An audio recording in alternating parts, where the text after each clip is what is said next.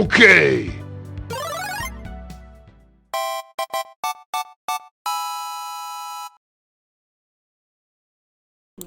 Hello! How's everybody doing today? I was looking at the mic and not the camera. I hope I am heardable. I don't know. Let me check real quick. This is not it. I always messed up the thing that I need to do.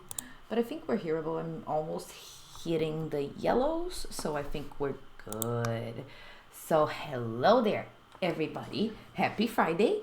I hope everybody's doing good. I am happy to be back here doing another art live stream.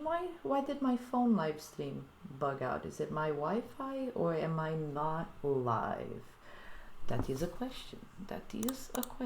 We cannot have an Untitled Game Studios live stream without a buggy beginning, because I have my phone here next to me just to kind of check, because okay, it's good, amazing, because Rick is still walking the pupper, so I'm by myself today in the beginning of this live stream. But as I was saying, I'm happy to be back here in another Untitled Game Studios Droian game developing live stream. So as always, I'm going to do the beginning plug for my beautiful baby that is our website. So if you guys want to check out our adventures or alphas, who we are, or anything, make sure to check out our website. It is ugs.pt, because we are a proud Portuguese studio. So what we're going to be working on today, at least my plans are the continuing the work on, let me zoom out, this boy. Yes, I did put our booklet on Figma because I had a Photoshop file with all the different pages and stuff, but it got too big, because that's how big it's getting and how much quality I'm putting into these images. So I decided to put it on Figma so we have a little more wiggle room, and also so I could share it with Satan, our narrative writer, because he is going to be helping me in like making sure the narrative and all the writings in this is on point and it works with the game, because he's the one that really developed the story of the game. So we're going to be working on it together, but I just wanted to give you guys a little bit of a glimpse into where we're going. I am not going to zoom in any further. I'm just kind of going to give you guys an idea of how it's looking. But this is not what we're going to be working on today. Today we're going to be working on this boy. I kind of just like got us started the other day, because I do realize that the amount of work that goes into these is kind of hard to translate it to just one live stream, especially for the backgrounds. Yeah, it takes a really long time. Like this particular background, that this one. It took me a solid 3 hours, and it's not done. This is just the base of it. I still need to do a lot of work on this to make sure that it has the level of realism that we want to be working on with, these images for the booklet. But as you can see, we have some references here on the side. I kind of like this workflow. I've been experimenting with like different ways of workflowing these pieces of art for the booklet, and I found that like the easiest way for me is to go with the artboards and have my references all around me and just like be working on the image in the center, because then I can just like keep checking. Because before I used to use like my phone or another screen and have the reference there. It's too much looking back and forth. It messes up my brain. I'm not that good of an artist to begin with, so like I need all the help I can get. So having the images right side by side kind of helps me. And yeah, today our piece of work, the thing we're going to be working on, is obviously the I.I.A.N. If anybody in here is not familiar with our enemies, our game, maybe just stumbled on this VOD later on YouTube, or just stumbled on the live stream on Twitch. Our game is called Droian. It is a Metroidvania, and this particular enemy that I am working on here, this picture, let me see if I have an I.I.A.N. somewhere around here in my files. I don't think so. actually, now that I think of it. Because at this point, I know what they look like. Oh, wait, but I do have an actual 3D version that we sculpted in real life. Wait, I can do one better. Give me a second. I am coming back. So, the enemy we're working on today, let me make sure I have the phone right, and I forgot to put music. That's what I was forgetting. I forgot to put music. There you go. Have a playlist for this. There you go. Let me just lower it a little bit to make sure it does not drown out my voice. But yeah, the enemy we're going to be working on today, this art in particular, is of this enemy. This is a little sculpture that we did just cause we like doing like clay little sculptures here at home when we don't have anything to do. And this is a sculpture that Rick, our Pixel Boy, did of the I.I.A.N, which is the infected version of our main character. And yeah, this is the boy. I'm gonna actually leave him here next to me so I can kind of use him as a little bit of a reference. But this is the boy we're gonna be working on today. You can kind of see the base shape that I just kind of plotted, so I kind of would know where to go for the stream, because I have a tendency to get very nervous when I have to do art in front of a camera. So my brain no worky. So I like having my bases all nice and constructed. So the pose that I'm doing here is basically like, I want to try to translate this pose right here from the Lady Dogcock from Into the Spider-Verse. Did the song get very loud, or is it just me? I think the song got very loud. I'm gonna lower it. But yeah, I'm gonna try to translate this pose from the Lady Dogcock from Into the Spider-Verse into kind of him, because Pixel Boy told me that one of the main inspirations for this enemy in particular is Dogcock. And he did say that there were some pictures of the, older Spider-Man's Dogcock, the one, the Sam Raimi Spider-Man's Dogcock, they were kind of creepy, but I have to be honest, I didn't find them. They all just seemed kind of basic and very human and not so much alien, and I wanted something more badass. So I found this one, and it just really gravitated towards this pose.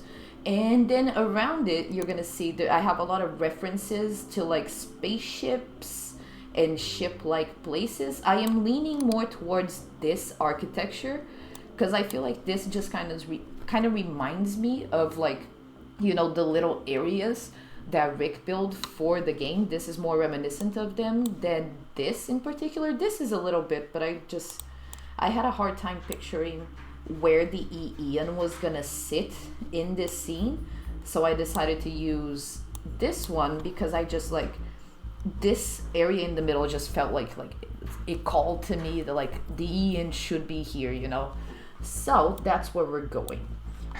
So let me think how we're gonna evolve this. I think just to give myself a little bit of an idea. Oh, I think we got a pupper coming in. Hello. Yes, mommy's doing live stream. She just came back from her walk. But yeah, I think just to give me a little bit of a lighting idea, because I do tend to get a little hello. That is Pixel Boy. He back, boys. But just to give myself a little bit of an idea of like lighting, because I do tend to get very, very lost when it comes to, light, shadows, and stuff like that. I'm just gonna put a curves layer. I really like doing this for shadows and lighting in general, using a curves layer with a mask on top. I basically just invert the mask so it disappears, like it isn't there. And then I go back in with like the softest, and I really do mean the softest. I even lower the opacity, like brush in a very round tip in white to bring back the darkness. And then I just like start bringing in that darkness where I want it to give me that idea of, okay, where is it gonna be light? Where is it gonna be dark? Where do I want, where is the reflections? Where's the light? All of that. Because that is more difficult than one would think. Like right there, I don't like that. Like that is not realistic. we need to work on this, because like this back part is going to be a little bit more shadowy in general, because it is deeper, and then like the shadow starts coming in and dissipating, because I.I.A.N's camera is gonna have the flash coming from this part. So we need light coming from here and shadow coming from the back, but we also need other shadows. Like this door right here doesn't have any light, so we need a little bit of shadow there. And we're in general just building that background so it becomes a little more three-dimensional, you know, so you can kind of start seeing the shapes kind of pop out and make a little more sense, you know.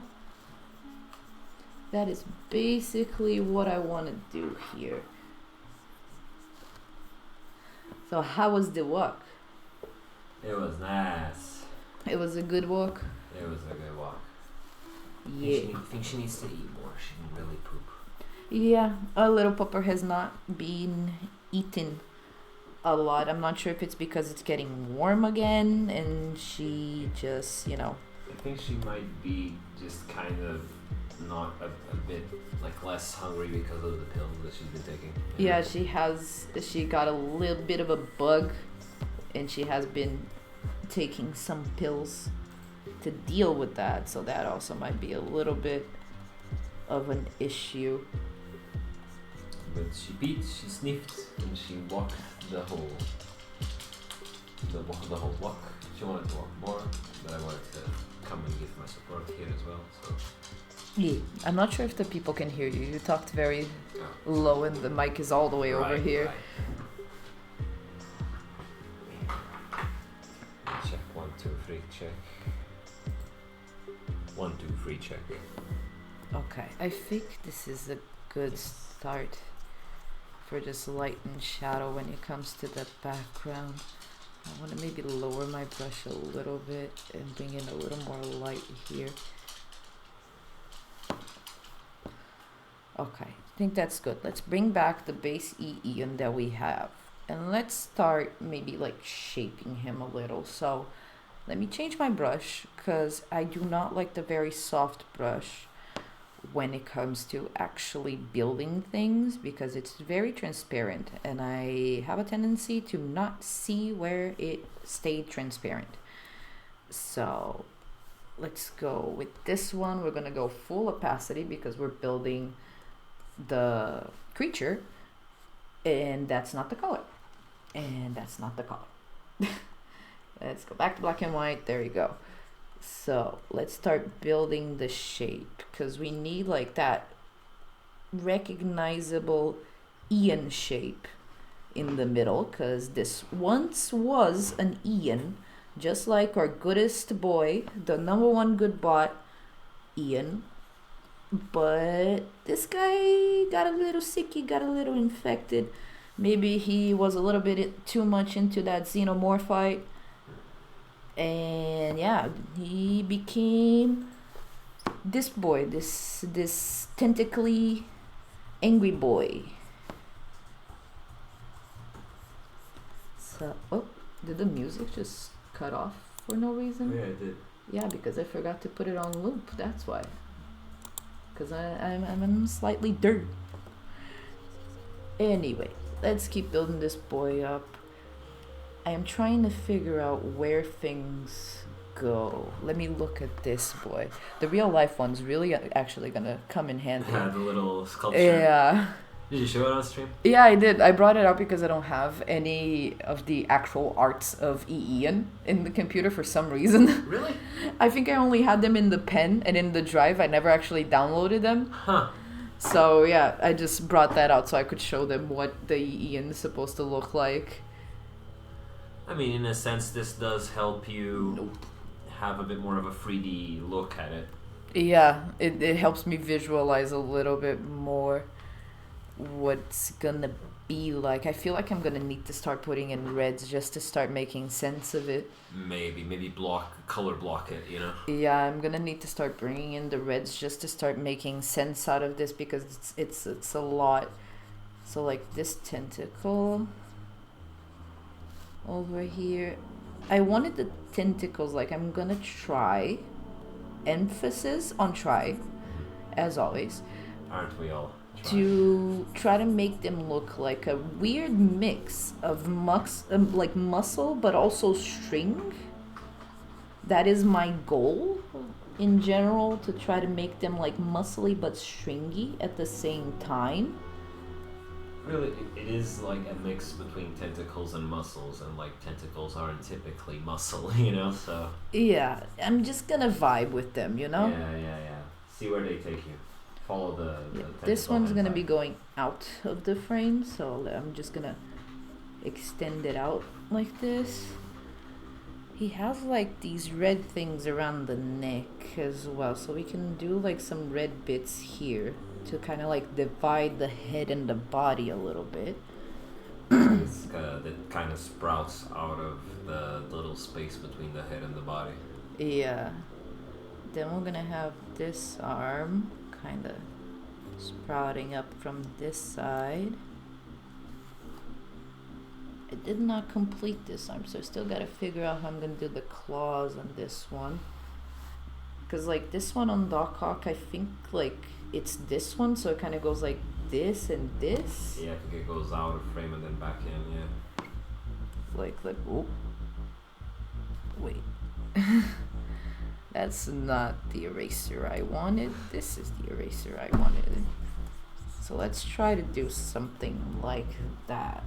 I'm gonna try to bring in, so it goes, no, wait. Let's erase a little bit more. Bring it in. Doesn't matter, we can always rebuild. And I'm gonna bring it more from the back. So it's coming from the back. It's doing the little low wiggle. If that then it's going out. If what? That tentacle gives you too much of a headache, you could just have the other tentacle that's going outside of frame coming back in on the frame, so as to fill up that part of the because frame. I do want to give them him a lot of tentacles, you know. So Right. This one's doing this, then it would go like over here, and then it would come back in like this. Okay. Then we have it going like a little bit under itself. And then over here, let me go back to the white. We would have the claw. The claw. Our dog barks in the distance. Yeah. Fun fact, Nikita absolutely hates the claw. We used to play with her a lot when she was a pupper. That the claw would just go like ah. And I don't know, she gets very triggered with that.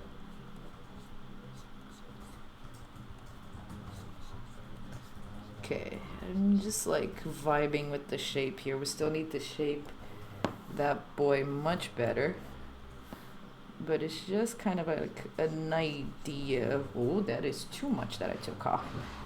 It's just an idea of what the claw is gonna be. Right now we're vibing. We're not putting too much effort because we're finding the vibes. You know how Bob Ross used to be like, just do this and suddenly there's happy little trees. It's the same thing, but instead of happy little trees, we have a mutated happy little alien.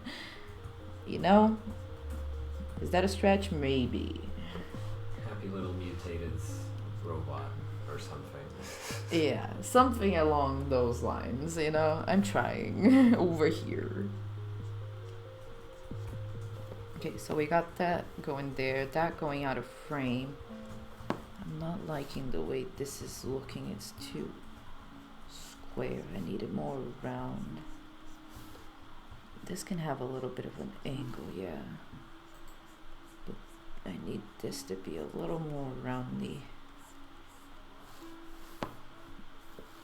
Yeah, that has more of a vibe, the vibe. Okay, let me look at that boy again.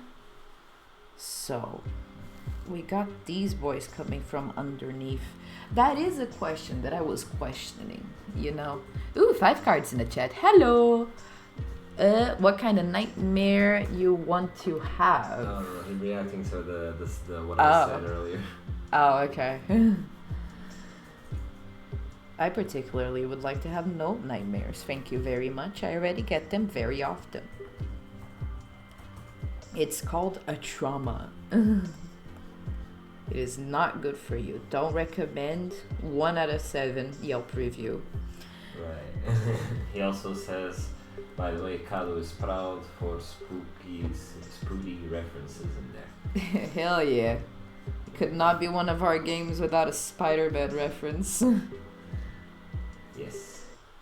Gotta get my spoofs. I mean, to be fair, when I'm gonna move this, cause like this guy was a little bit too close. Too cluttered on top of. Yeah, I feel like it was getting confusing in this area. So like if I move it slightly off here, I feel like it's gonna work a little better. Like make the claw like here. Maybe. Still figuring out how these claws are gonna look like, and I'm gonna need to put it behind the box eventually. Should really have put that box more forward. Do I have it separate? I have it separate. There you go. You can just do this. There you go. Oh no, then that no. I cannot do that. I cannot do that because I was dumb. I'm gonna do later on. Later on, we'll figure that out. You can figure the background later a bit better, I guess. I already gave it some more shadows just so it can help me when building I.I.A.N to know like, oh, okay, shadows is there, light is there, you know. It looks like a banana. Like all I need to do is this. It is like, whoop, it's a banana. Banana arms. Banana.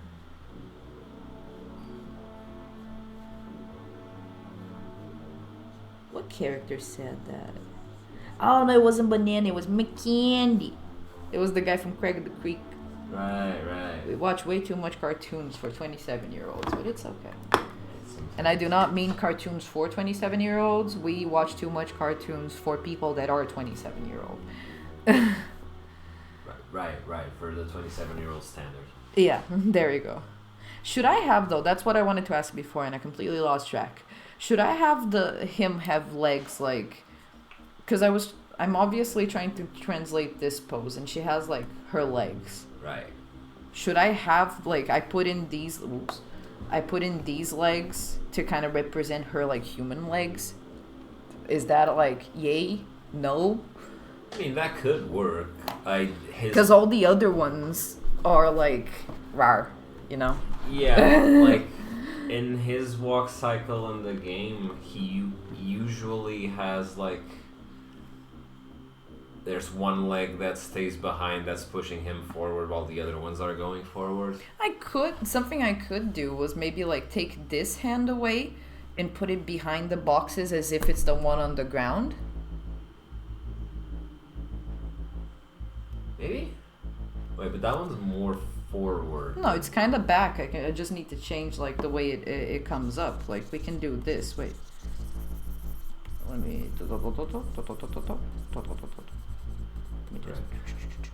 Five cards said how he also responded to my once I became a fan of horror, I started enjoying my nightmares.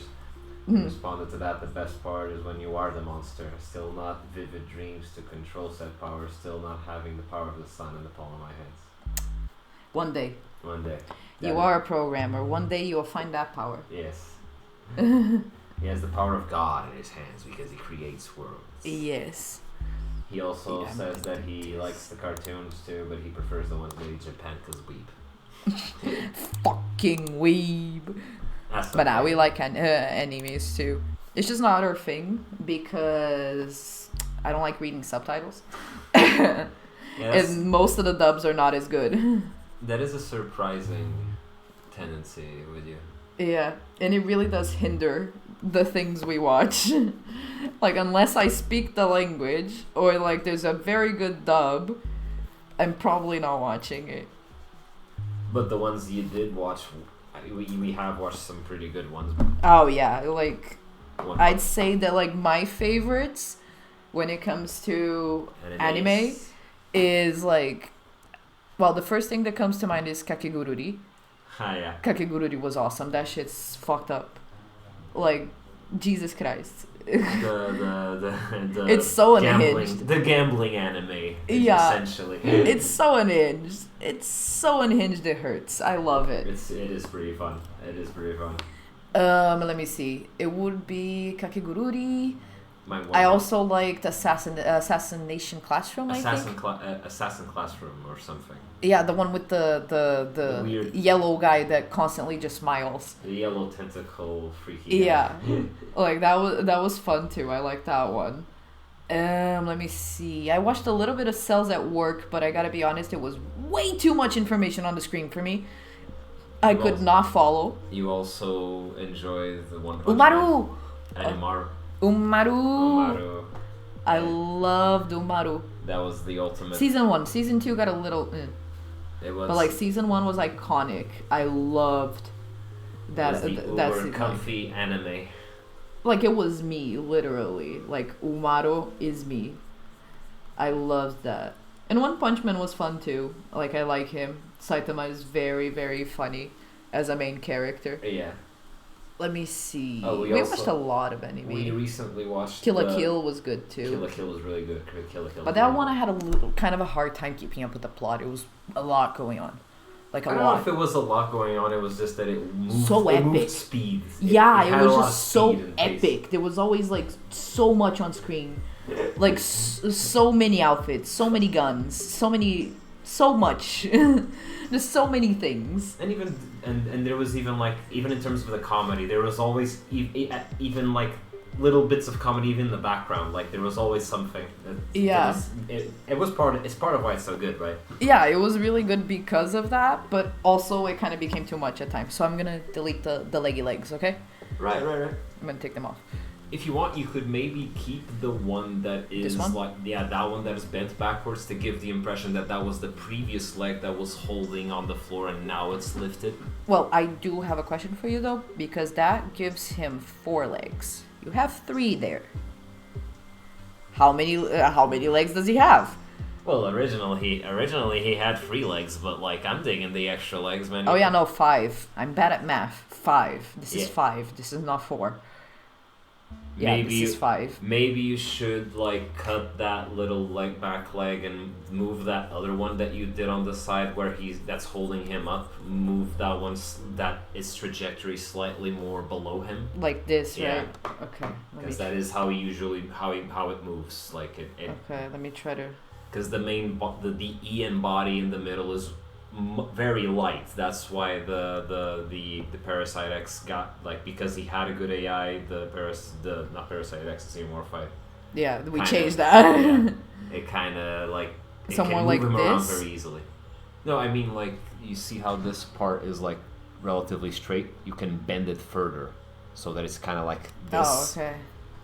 Kind of like the one you did on top, but then inwards. I need to delete. No, this is not what I wanted. No, stop. 5card also commented on your taste for Umaru when you said that anime is literally you. Is that you like being a lazy little shit? Oh yeah, big time. I am fully honest with that. Because I love working hard and I love like making art and doing my thing, but like when I relax hard. Oh yeah, she's a pro like I become relax. A gremlin. Yeah. Like I've slept for like 18 hours straight. And also stayed on a couch for like a solid 48, so right. I can relax, you know? She knows how to relax. I'm trying to think of other animes that I watched I enjoy, but like not a lot. We recently watched the Edge Runners one. Does that count as anime though? It was made in the US. I mean, this visual style is very much anime, right? I don't know, because people have a lot of different like opinions. 5card in chat. You Master Weep, tell us: does Cyberpunk Edge Runners count as anime? Oh, and he responded to the previous thing of the Wado. lazy people are the best workers because they do their best to do the minimum as fast as possible. My guy. Exactly. I agree deeply with that sentiment. Okay. I always thought of that. Like, people that say they're like, oh no, I'm a hard worker. Okay, so you're dumb. You're always trying to do the most work when you could do little. Like, what? Why use many words when little word do trick? Exactly. Why use many word when little word do trick? Kevin was a genius, a philosopher of our time. Exactly. He responded on the whole, is Edge Runners an anime or not? He said, depends. In style, yes. For anime purists, no. I do it. Are you an anime purist? Are you with the nose? I guess I watched Pokemon too. But I'm pretty sure that doesn't count. No, it is an anime. Pokemon anime is an anime. It's one of the biggest ones, actually. Yeah, I like that change that you did. I think that leg going there does give it a little bit of a... But it is a bit too straight. Can you make it more wobbly? That's what I'm trying to do. Like, I don't like this angle here. I think I'm gonna change it. Like, I like where it lands. I don't like where it connects, you know? 5-Card considers Avatar not an anime. Avatar? Avatar, The Last Airbender. Well, duh. Like, the style is barely anime. And it was made by Nickelodeon. Like... Right, the style and it's in English. I'm pretty sure it never had, like the original was never, like, in Japanese or something, like, no. No. But, I don't know, I think Avatar, there's a much bigger argument in saying that that's not anime because it did kind of try to do its own thing. It was clearly inspired by anime, but it tried to do its own thing in terms of style, at least. Yeah. And of course, it wasn't made in Japan, right? Yeah. But, like, I don't know about Edge Runners, man. Edge Runners comes so close, while at the same time it also pushes it forward without going too much away from what makes anime. I kind of get it, though, with the anime purists, because, like, it's about the whole structure of it all, you know? Like, an anime has, like, a fuck ton of seasons. It has, like, a gigantic plot. No, there's tiny animes. There's small-sized animes. I'm pretty sure that even One Punch Man is gigantic, bro. No, One Punch Man had got, like, what, 2 seasons? Maybe 3? But the manga... Oh, but that's the manga. You know, we're talking about anime, right? I don't know. Yeah. Like, I feel like... At least from, like, I'm not that much of an anime enjoyer, but at least as someone that grew up watching soap operas a lot, like, okay. I don't know, one could look at a soap opera and say, like, oh, any TV show that is slightly dramatic is a soap opera. But, like, no, it's not. And there's a specific style. Yeah, there's a whole structure, a style of narrative, lighting, like, the way the plot develops, even, like, certain plot points that are expected, like... Right. It's more complicated, you know? A thing about that leg that I just noticed. Hey. Oops. You need to kind of decide where along the frontal axis, per se, is that leg going to be, like, is he reaching forward and did he just put that foot down, or is that he already had that foot down and he himself is more forward than the foot? Oh yeah, he himself is more forward than the foot. Then you should probably make the foot a little bit smaller and, like, maybe have the tentacle get thinner as it goes further down. Okay. You know, to try and give the impression of distance backwards, you know? I get it. Okay. So let's do this. And let me grab the other two because I don't like that other one. I'm gonna do. How I love digital art. I could never do this if this was on pencil. Right. This is why I don't do much traditional art. I'm lazy. It is the ultimate faster way of doing it and more effective time management, at least. And you get some effects that are, like, I wouldn't say impossible, because the shit I've seen traditional artists do with pen, paper, and just a few colors is astounding. But like, you truly need to be a Van Gogh to, like, do some of the effects, like, that you can do digitally very easily, but with paint, you know? Right. Okay. Oh, and Five Card responded on his opinion about the whole Edge Runners thing. Like, to him, it is fully anime. It's just that it's anime in English. Okay. Because also not only because of the style, but also Edge Runners was made by a proper anime studio, Studio Trigger. So that gives it a bit more legitimacy in that front at least. Okay, I get it. It was, it's Avatar was indeed made by Nickelodeon, right? It's not, that kind of loses its legitimacy. It's kind of like when like BTS or Blackpink do like a K-pop song, but it's in English. It's like, okay, it's still a K-pop song, but it's in English. Like it's still an anime, but it's in English because it was made by an anime studio. Right. I think that we can apply that similar logic there. But yeah, it is interesting to wonder where the line stops for different classifications. The best stuff breaks through the standards of each genre, of each thing, right? Oh yeah, that's one of the. Ooh, that looks like nothing. What was I doing? That looks like absolute shit. I think you might have just overdone it a little. You can have a little edge, but not that much. Yeah. There we go. But that is kind of one of the reasons why I'm very curious to see that new movie that won the Oscars, The Poor Things. Like everyone's, yeah. You didn't see that? Everyone's talking about that movie. Like every single person's talking about that movie. Oh, Pobres Criaturas, no. Yeah, the one that has a scene here in Lisbon. Right. Not here in Lisbon because we're not in Lisbon, but Portugal, sure. You know. Poor Things. Yeah, it is Poor Things, yeah. Yeah, in English. Right, that is... Yeah, that's the one. Yeah, I'm interested in that one too. It seems so fucking weird. And honestly... I can't even tell what genre movie it is from seeing the trailers and stuff. And it's got Emma Stone. That always boosts it in my eyes. Fanboy. I can't judge you because I'm the same with Pedro. He's like in 3 different movies that are releasing in the next like years and stuff. I'm already lining up to watch those. He's in the Gladiator 2. I never watched the Gladiator 1. I'm gonna watch Gladiator 2. And I don't give a shit about the Roman Empire. It's just for Pedro. But if you gave a shit about the Roman Empire... No. Maybe it would increase your enjoyment. No, it's literally just for Pedro. Because I miss seeing him on TV.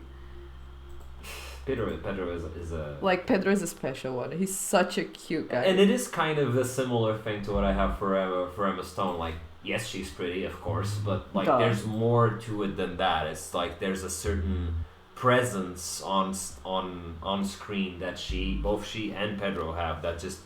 You know, you can tell that they make the parts their own, you know, and it's you like what they do with those parts, you know. And for me in particular, with Pedro, like he's just like the sweetest boy, right. You know, like it just seems like the sweetest person in Hollywood. So like I just can't help it. Like right. I like sweet actors. I think Five Card was a little shocked by the Gladiator thing. I'm not sure if he's shocked that Pedro's going to be in it or that you didn't watch or you don't want to watch the other Gladiator movie. Guys, the Roman Empire is a guy thing. I'm a woman. I watch The Crown. I'm obsessed with Princess Diana. Okay, you know? Shocked by both. different demographics. It is one of those like movie cinema classics. And it is pretty good. I'm pretty sure I technically watched many parts of it because it was always on TV and it was always, for some fucking reason, playing on the very expensive TVs being sold on like TV stores. Because I think it was like a high quality movie or something at the time. It was shot in like the, you know, the ultra whatevers of the time because it wasn't 4K yet. But like they were always showing that movie. Like anytime I went to a FNAC or like any place that were selling TVs, it was the Gladiator that was playing, or that clip of the song "Hey Ya" by the Outcast. Like it was always those two. For some fucking reason, I don't get it. Like I don't know if TV stores were like paid to play those, or if they were just like the 2 pieces of media they owned the rights to, so those were the only things they could play. I don't know, man. That's shit. If you start looking deep into what plays on those TVs that are being sold in stores. I don't want to go down that rabbit hole. I don't know what's down there, and it sounds scary, if I'm being honest. That's something that has actually changed nowadays. I don't know if it's because like I changed countries.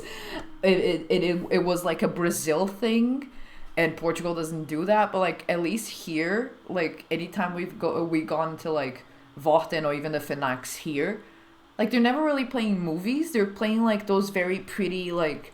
The images that were clearly shot in like red cameras, like in 8K super resolution, and that you're never gonna get like a movie in that quality with a standard TV. Like. I don't think it happens that often. You get movies at that level of quality. Maybe it's because we've increased the qualities of TV so much now. It's basically like they need to only play like those because those are the ones that actually have the full quality of the television.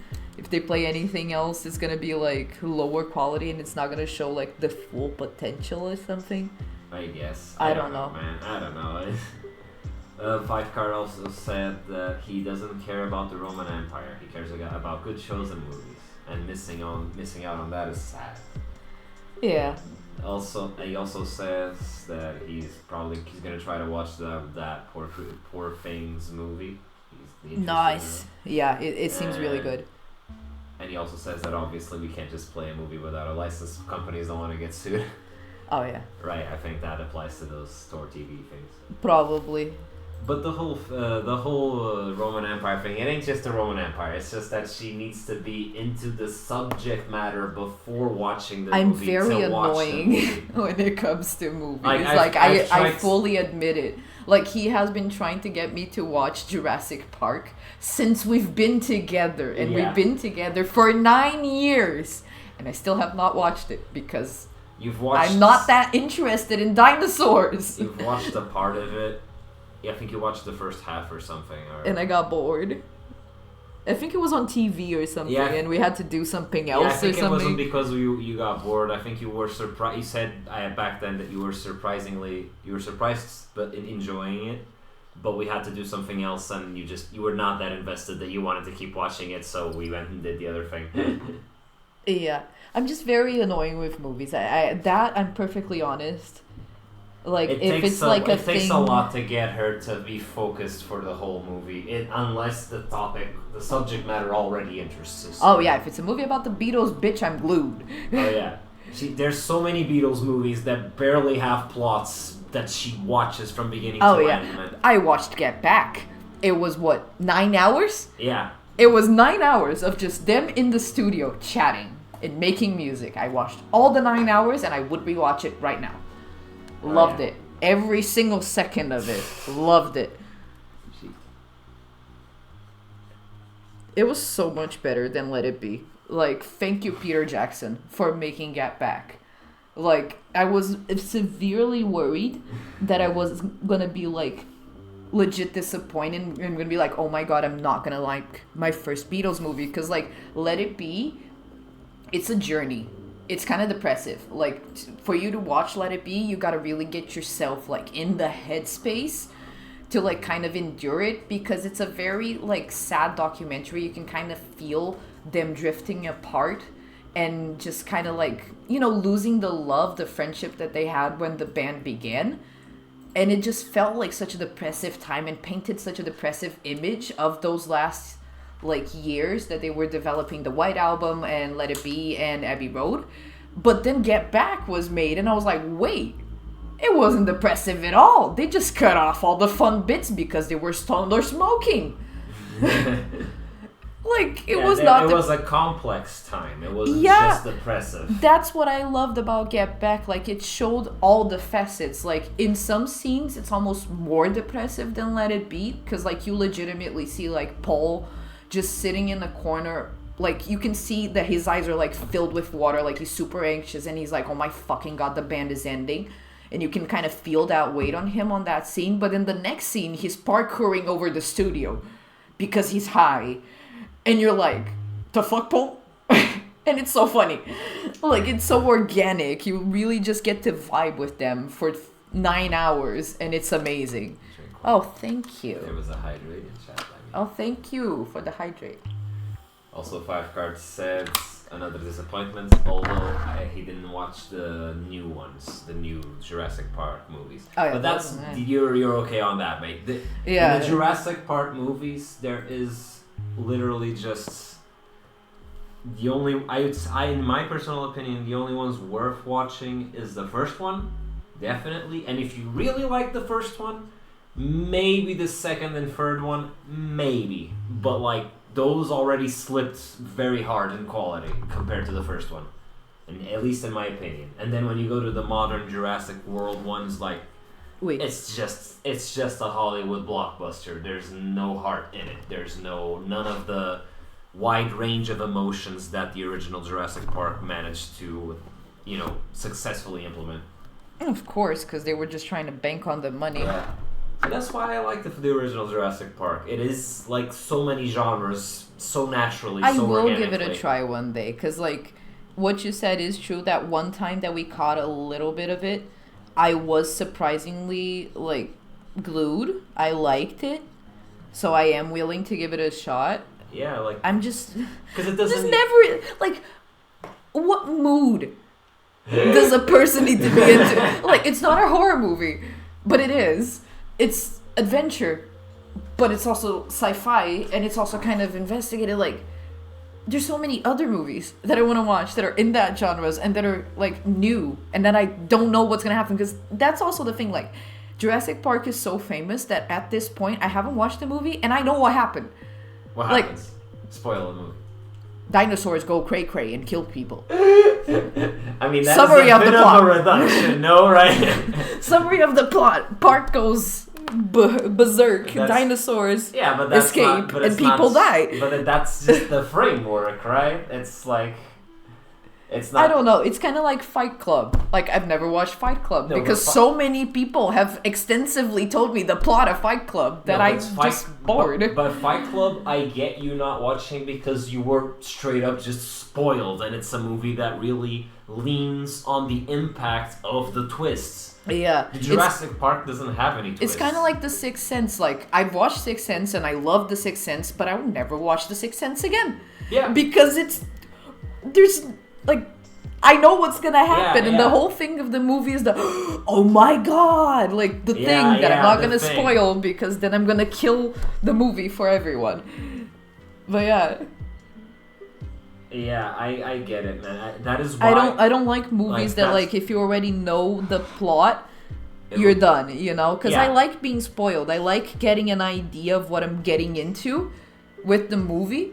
Right. But like if I get spoiled, the movie is gone. I'm like, wait, but then like there wasn't much plot to begin with. Yeah, I get it. That's why I never want to rewatch the Fight Club. I enjoyed it when I watched it, but I don't want to rewatch it because again, it's a movie that hangs really heavily on that. I'm pretty sure Kado likes Fight Club because he just said I'm dying in sadness. Also, fuck spoilers. I know, right? Fuck spoilers indeed, mate. Yep. And that's what I'm saying. Fight Club, great movie. I really liked Fight Club when I watched it. But because it does lean so much on the twist of it, I'm not... Once a person is spoiled, done. You were spoiled, so your interest is dead now in it. And I watched the movie, so I'm not exactly aching to rewatch it because I already know the spoiler. You know? And it also seems kind of like gratuitously violent. Nah, that was more a problem with the advertisement back then. Okay. So much so I just got that impression and just like I don't like movies that are just like, oh, I am violent. No, and there's no reason. Like John Wick, yes, you kill my dog, you deserve to die. But like no, but Fight Club wasn't really all that violent. In fact, back then it actually got a few bad reviews because the marketing around the movie was so leaned a lot on the fight scenes, showing the fight scenes in the trailers and whatnot. People thought it was like, ooh, a hardcore, gritty action movie, and no, it is not.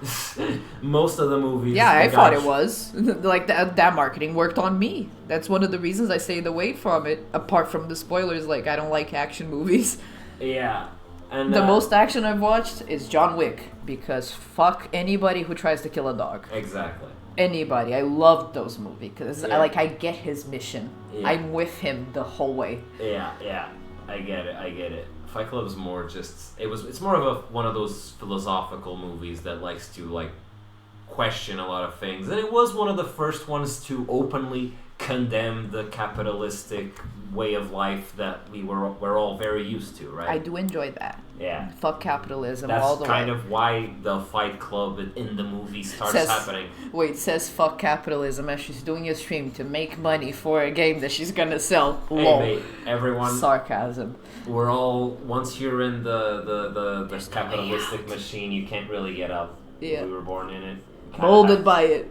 Oh, and Five Card does raise a good point. It is fun to rewatch sometimes to pick up on things you didn't notice before. True. And I get that. However, I kind of already did that with Fight Club. Back then I watched it around 3 times, I think. I didn't watch it a lot of times, but I watched it once. I watched the first time. I got the twist. Ooh, that's cool. I rewatched it some time later, and I was like, oh yeah, this... You gotta remember, Kado, we went to film school. You can't go a week in film school without somebody mentioning the Fight Club. Yeah, we kind of have... So, you can't. I swear to God, it is a real thing. Yeah, and I ended up rewatching it a few times, and like, it's cool, but like, I don't care enough to go back, you know? I got all I could get out of it. I treasure the experience it gave me, but I know that it's over now, you know? It's like me with the Beatles, but it will never be over. Yeah, the Beatles ain't never stopping. They just released a new song last year. 2 of them are dead. They are unstoppable. The Beatles would never end. Right.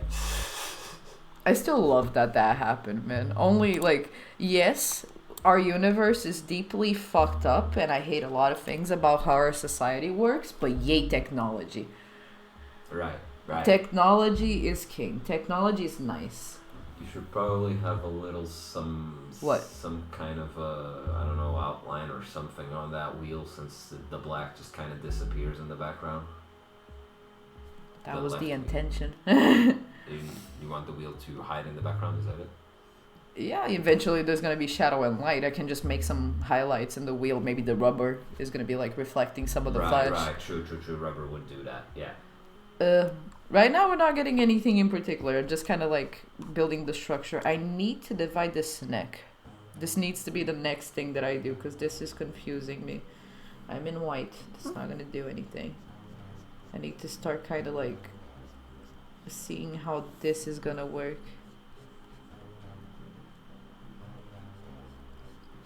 Because like he has this little bit that goes around. Right. The little structure there. Wait, what? Excuse me? What's going on? Why is my eraser black? Oh yeah, because I'm erasing. I need the white because I don't want to erase. Yeah, true. Right. Stupid.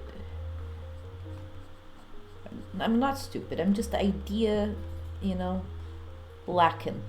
Idea lacking. Amazing. Words there. Words. Exactly. We know how to use them. Vocabulary. I have it, It's stored away for safekeeping. Exactly. It's somewhere in my brain. It's just like I'm not using it right now, Right.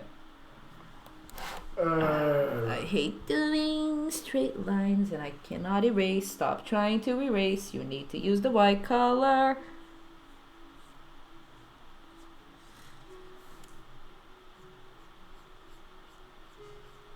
But yeah, talking about movies is fun. But I'm a very cliche kind of girl when it comes to the movies I like. Apart from obviously the Beatles, I feel like that is That's a niche that is a bit topic. Of a niche thing, yes. Just the fact that you watched all the Beatles every single one, and I really got to emphasize that every single one. Like she's watched, including the documentaries, which there are a fuck ton. Yeah, she's watched every movie that the Beatles were a part of, or mentioned in, or or about. Yeah. even random ass documentaries that had nothing to do with the Beatles, but I knew it would kind of mention them because it was like, oh, about the hippie movement in the 60s or about the Vietnam War. Bitch, I watched those. Because, like, my babies. Five-Car says he did not watch even one of them, so you can be disappointed in him. I solidly recommend some of them. Like, I get that most of them are niche as fuck, and unless you're a fan of the Beatles, you're not gonna enjoy them at all. But, like, there's some of them that are a legit good time, even, like, not being a fan of the Beatles. Yellow Submarine is one that I recommend deeply, and Help. Yeah, speaking as someone who, like, you know, the boyfriend who got dragged into watching all of them. Hey, I never forced you to watch all of them, only some. I mean, I watched all the movies with the Beatles in them. And okay, those I did force you to watch. And all the biopics about the Beatles that were half good. Okay, they were half good because there's like a solid 15 that you never watched. Yeah, but you didn't show me the shitty ones, so well, come on. Yeah, because I'm a good girlfriend and I'm not going to waste your time. Right. But I would say that Help, top tier movie, actually. Oh, yeah.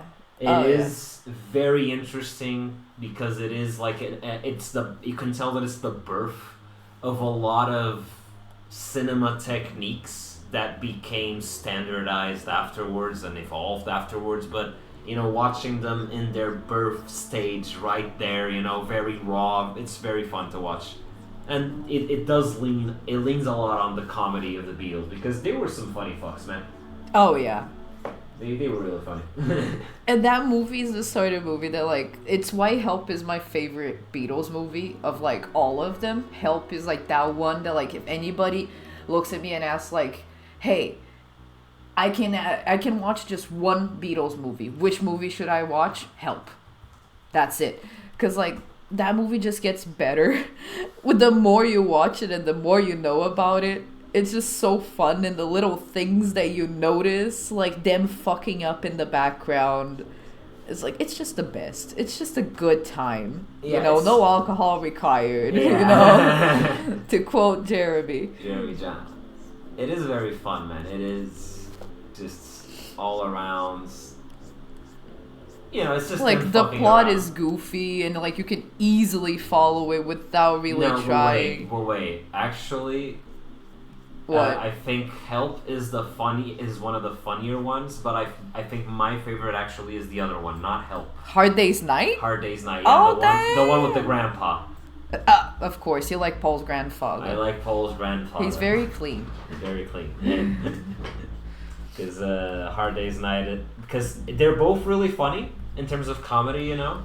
It's because Hard Day's Night is more interesting when it comes to, like, the history of movies, I think. Like, the little cinema nerd in you kind of, like, you know, appreciates the movie for that. Emotional damage of the movie. I get it. What? What do you mean?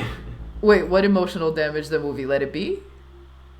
Oh, yeah, that one is pretty much emotional damage. Let It Be's emotional damage the movie. Help is like, just, like... It's like... Weed the movie. Yeah, because, like, Hard Day's Night... It's funny, but it's also like an accidental documentary in a sense. I know that it's like, you know, it was filmed and it was supposed to be a movie from the beginning, but it's kind of like the middle point between a documentary about a band, a video clip from the band, and a movie with the band involved, you know? Oh, yeah. So it's a weird mix of genres that I particularly appreciate. Help is just, I mean, they just smoked a lot of weed and decided to make a movie, and honestly, it's hilarious. Actually, no. They like, when they did Hard Day's Night, they already had in the contract that they were going to do a second movie. So they were, like, Richard Lester, which was the director for both Hard Day's Night and Help, was already working, like, he finished Help and he was already working on the script for Help. Like, it had... He finished Hard Day's Night and was working on the... It had, like, a solid... Oh, Criptic Gaming redeemed hydrate. Thank you. I did need some water. But, like, they finished Hard Day's Night and he started working on the script, and he had, like, a solid script, but, like, a good 60% of that script went out the window because by the time they started filming Help, Bob Dylan had already introduced the Beatles to weed. Right. So they were not like the calm, nice, funny little boys they were on Hard Day's Night. They were stoners. Right. So it was a lot harder to make them memorize lines and deliver the lines, which were already pretty hard in Hard Day's Night. It was a constant, like, not complaint, but like Richard Lester was constantly saying like, most of the movies ad-libbed. Right. Like he basically went to them like, hey, you're in the train. Do your thing. Right. That's it, you know. By the way, Criptic Gaming TV Hello, is Criptic on Gaming chat. TV. Thank you for the hydrate and thank you for the hello. I hope you're watching. Not watching. You're watching. You are. I hope you're enjoying the art And the Beatles. and the Beatles fangirling because I cannot control it. It's part of moi. She likes the Beatles. It makes sense. The Beatles are cool. Deeply recommend. If you haven't And explored them in general, both as a band and as people, I recommend. And honestly, their movies are genuinely pretty good. Like I would say that for me, Hard Day's Night's the better one. Help is just the funnier one. Oh yeah. And I mean, from then on, it's just you're kind of just going down a rabbit hole of weirder and weirder shit. Let's be honest. I still don't know how Gen Alpha and TikTok have not discovered some of the one-liners in the Beatles movie. It must be too old or too niche. Maybe. Because like I can see it being like perfect TikTok material. Like there's this one scene in Help that like, okay, how am I gonna explain this without it making complete not any sense? Can you explain it while drawing? Well, I'm not going to explain it. I'm just going to tell you out of context. Random people just go into their flat. The Beatles have a flat that all four of them sleep in. And like these random people that are trying to steal a ring that Ringo has go into the flat and start trying to steal things. Things go away. But then eventually they disappeared because another guy that is trying to steal the ring comes in with a gun. And the moment he points a gun at Ringo's like, oh no, take it, because he doesn't want the ring anymore because clearly a lot of things are happening because of the ring and he has other rings. And then the guy's like, oh no, keep your hands up. And then Ringo just looks at him, dead stare, deadpan, and says, typical, how can I get it off with me hands held up? And it's just iconic. It's just iconic. Like who, with a gun pointed to their face, says typical, how can I get it off with me hands held up? Like, it's just so Ringo. Also, the double entendre is just very... Yeah, very Ringo was a master at double entendres. Like, the man knows how to do those, you know? Yeah, my guy knew what was up. But yeah, other than that, we're not making it We're not making a Beatles game. This is a Metroidvania. Right. I will make one day. 5 Card says that well-being high helps, I guess. That's probably how it is. Yeah, they were all essentially stoned out of their mind, especially in Help. So because the pressure had gone up. It was basically like due to stress. Like when Help came around, it was already 1965. It was their 3rd year in a row. Just touring like constantly. They did not get vacations at all. It was back to back. Like when they were not like on tour on the US or in Europe or in other countries, they were writing songs and recording albums. When they weren't recording albums, they were on tour. So like it just became a lie, you know. And I get my boys. Right. I get it. You're stressed, a little bit of, you know. Could do a lot of good. The happy greens can help, you know. Especially in the 60s when, like, you know, mental health professionals and therapy wasn't exactly a thing, you know. Right. Especially not for a constantly touring band, right? Yeah, especially for, like, the most famous band in the world. Like, imagine if one of the Beatles went into therapy back then. Like, it would be news everywhere. Right. Like, everyone's like, oh my God, what's going on? What happened? I mean, if there's this stigma with mental health and therapy nowadays... Imagine back in the 60s. I'm pretty sure they were still lobotomizing people back then. Like, don't quote me on that. Not good at history, but pretty sure. That's a maybe. That's a strong maybe. Yeah, strong maybe. But don't quote me, you know. 5 Card says the green stuff was the therapy. Exactly. Too many, it still is. But I no wonder in the US it's like growing the amount of states that are legalizing weed and stuff like. Oh yeah, they don't have free healthcare, and therapy's expensive AF for them, so they gotta find another way. Gotta figure it themselves out. Oh, Criptic Gaming TV is saying that he was trying out our game I.I.A.N and checked out Droian.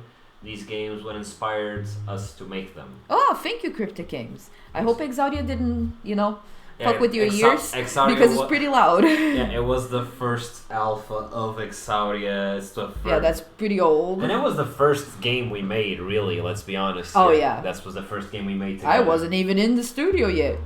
Yeah, but we did that one. We did I.I.A.N for our masters, because we were in a game design master's degree, and our teacher said that it would be impossible to make an RPG for the. And they laughed at their face and said, "Ha! Challenge accepted." Watch me, boy. So we went and did that, and that's the one that is online. That is on our itch page. That's the alpha that we did for the masters. But it has evolved a lot. Yeah, though. Like we actually did a lot of work on it and developed it a lot further on Godot. If you're ever curious on seeing that progress, we have it over on YouTube. We have a bunch of VODs of Kado, our programmer, working on that, if you want to check it out. Yeah, but yeah, it's a lot more evolved, and we are planning on going back into that project and evolving it even further. We've been talking a lot about it, and I'm pretty sure that as soon as Droian comes out, we're going to be wanting to go back to that. Yeah, because we want to. Because we miss our baby. Thank you. He'll definitely watch it, check it out. Thank you. Man. Droian was honestly, he kind of just came around. Oh yeah, 5 Card wants you for you to show an image of the new version on stream, please. Oh yes, I can. I'll take a little break, Rooney, and just save because I haven't saved since I began. Save. There we go. But yeah, Droian actually came around because we were seeing that. Don't judge my YouTube. Yeah, Droian actually came around because we did see that like. I.I.A.N was too big of a game, what we wanted to put into it. So like for it to be our first game, it was going to take a long time for us to finish it. So around last year, at some point during last year, we decided to pause development on that one and try to finish Droian first, because Droian is a bit simpler in terms of the amount of shit we need to put into it, Yeah, we basically didn't want to like work for 5 years on the game and then have that game be our first release. We wanted to have a little bit of back catalog before putting in that much effort into a game. We're putting in effort with Droian too, but because because it's a Metroidvania without RPG elements, it does make it a lot more. It's less of it's less amount of work that we need to do, less raw shit. This is where we were about where we stopped developing I.I.A.N. It had evolved a little bit more. Let me take off the audio here. It had evolved a little bit more. It was on Godot. Let me see if I can find Kado testing the game a little bit more. Combat. There you go. Right. You paused it. Hello, play. Yeah. It has an inventory system like this. We had like advanced the UI a little bit more. Even like some of the design of the characters we were changing. So like we evolved it a lot. I think there's another little scene here. Wait. Where he does combat, right? There you go. Yeah. Oh yeah, because he was working on their. They're coming towards her, I think. No, they have a pathfinding thing because they patrol around and then they detect and go towards the player. Oh no! Yeah, it's following her. Ooh. And it goes into combat when they get close. Yeah, I miss I.I.A.N. It was a cool game. Wait, what? Oh, what else opened here? I opened the fuck ton of links. What happened? I don't get it. I don't know. Let's go back to this point. But yeah, that was I.I.A.N. And then Droian was basically like we wanted to do something quicker that we could get out and like sharpen our knowledge of game making before tackling a gigantic project like an RPG. So yeah, Rick had the idea of doing this game, and we just kind of jumped on it and said, hell yeah, let's do it. Yeah. And it is going well. I feel like we are even getting close to getting this boy ready for you guys to be able to play it and us to hopefully make a little bit of money from the work we put in. We're just praying for that one. But yeah. Look, we do have... It's why I'm doing this booklet as well, to kind of help, like, have a little extra oomph on the game. Because, like, the game is amazing, but I feel like nowadays with the AAAs, like, they do so much. Like, the games come with so much that us indies have to, like, really put in the effort and really, like, and like, and I feel like the people, there's a lot more people who actually go for it, to getting that extra sort of stuff. Hey, hello. Pedro, I love you. go give our daughter her meds. Say hi and slay. Yes, my alarm is Pedro. Don't judge. But yeah, we basically just wanted to do this game first so we could really sharpen our skills and make sure that we were ready for an RPG. Because as we were making Exaudia, we were constantly just like, oh my god, where did we put ourselves into? What are we doing? Like, just, it was a lot, you know? It was a lot. So it's a lot easier to deal with the game that is a little bit more, like, not smaller, but more focused in scope. So, like, in Exaudia, yes, we only had one main character as well, which was Scarlet, but we had, like, I think it was over 20, like, other characters, like, side characters, enemy types, secondary enemy types, bosses, and, like, it was a lot. Like, a lot. Whilst in Droian, we have I.I.A.N, which is our main character, and I think we have about, like, 4 to 6 enemies and 2 to 3 bosses and some other smaller damage things that are also going to be, like, not enemies, but things that you definitely need to avoid as a player. And same thing with maps as well. Like, our map for Exaudia was absolutely gigantic. Like, absolutely gigantic. It was huge. It had a bunch of different factions. Each, like, place in the map had a completely different, like, foliage and the way it worked and the civilizations within it. Like, it was an RPG, you know. It was a lot. Like, a lot. And with Droian, because it is a Metroidvania, yes, we still have a lot, and it is a whole planet that has, like, many different places, nests and crashed ships and temples and ruins and science rooms and, like, a lot, but it is still less than Exaudia, because Exaudia, like, we were really being ambitious with that project, and we are still coming back to it, but I feel like once we go back to it after Droian, it's just gonna go so much more smoothly, and it's also gonna result in such a better, more polished game, because now we have a better idea. You know, we when we get to that point, we will have made a game and published the game and put it out there and seen the critiques and what works and what doesn't work. So I feel like it was a safer move in our part, you know? I like the art style of both games. The elements are appealing and keep the player involved in the story that has a lot of potential. You're also translating from Portuguese to English. Yeah, it was all very impressive to see. Oh, thank you so much, Criptic Gaming. We don't exactly translate because all of us here in the studio pretty much have English as a second language, or in my case, almost more of a native language than Portuguese. She did spend a few years in the USA growing up. Yeah, I had the Oh, no thank you. No thank you, I'm not hungry. But I did have the fortune or misfortune to live in the US, specifically at the time in schooling that kids learn, you know, those very bases of learning how to speak and write their language. So I learned that in English. So I have that much stronger in English than in Portuguese. But the boys as well, like Rick has been speaking English since he was tiny. Same with Cado. Same with Gabi, I'm sorry, Satan. Apologies. Apologies, I used your human name. But yeah, all of us have been speaking English since we were very, very young. It's almost second nature to us at this point. But yeah, thank you so much for liking the art and stuff and seeing the potential in us.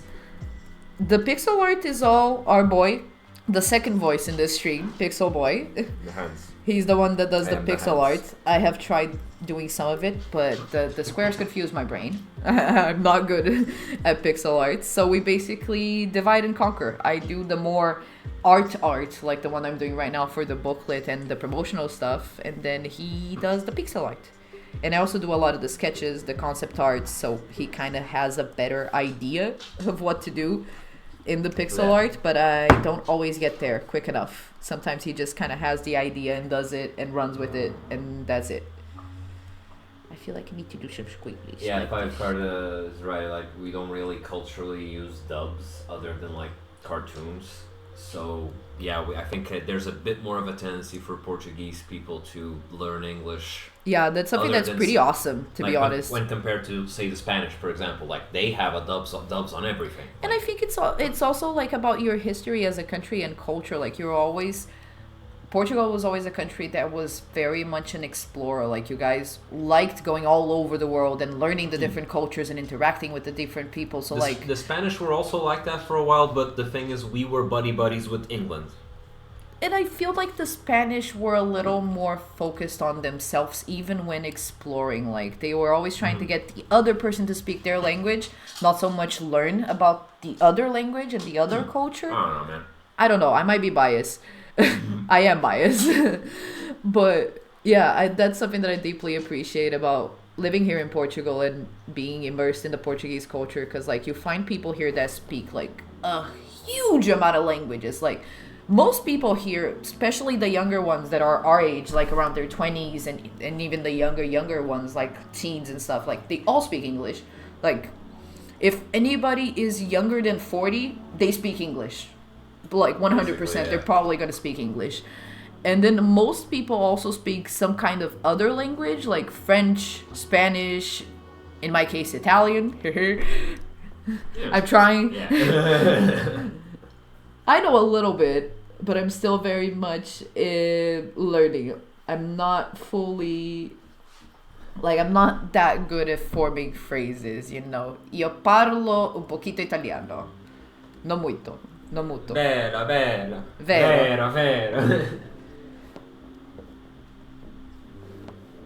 Because my family was Italian. I really wanted to, like, kind of connect with my heritage in that way. A lot of my family came from Italy.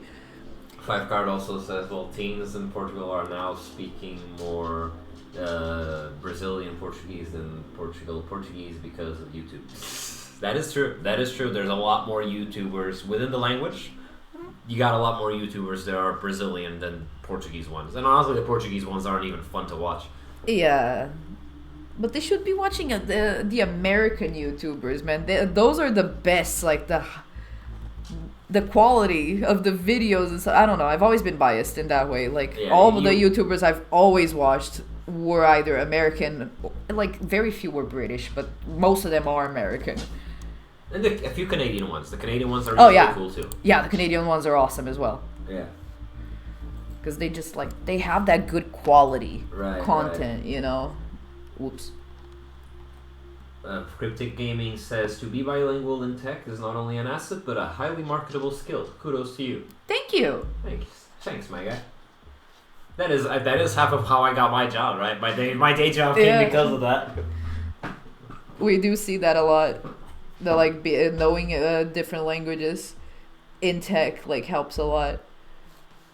And hopefully I'm going to add to those languages soon with the Italian. And not only the Italian, but I already have the HTML, the CSS. Now I just need to add the JavaScript.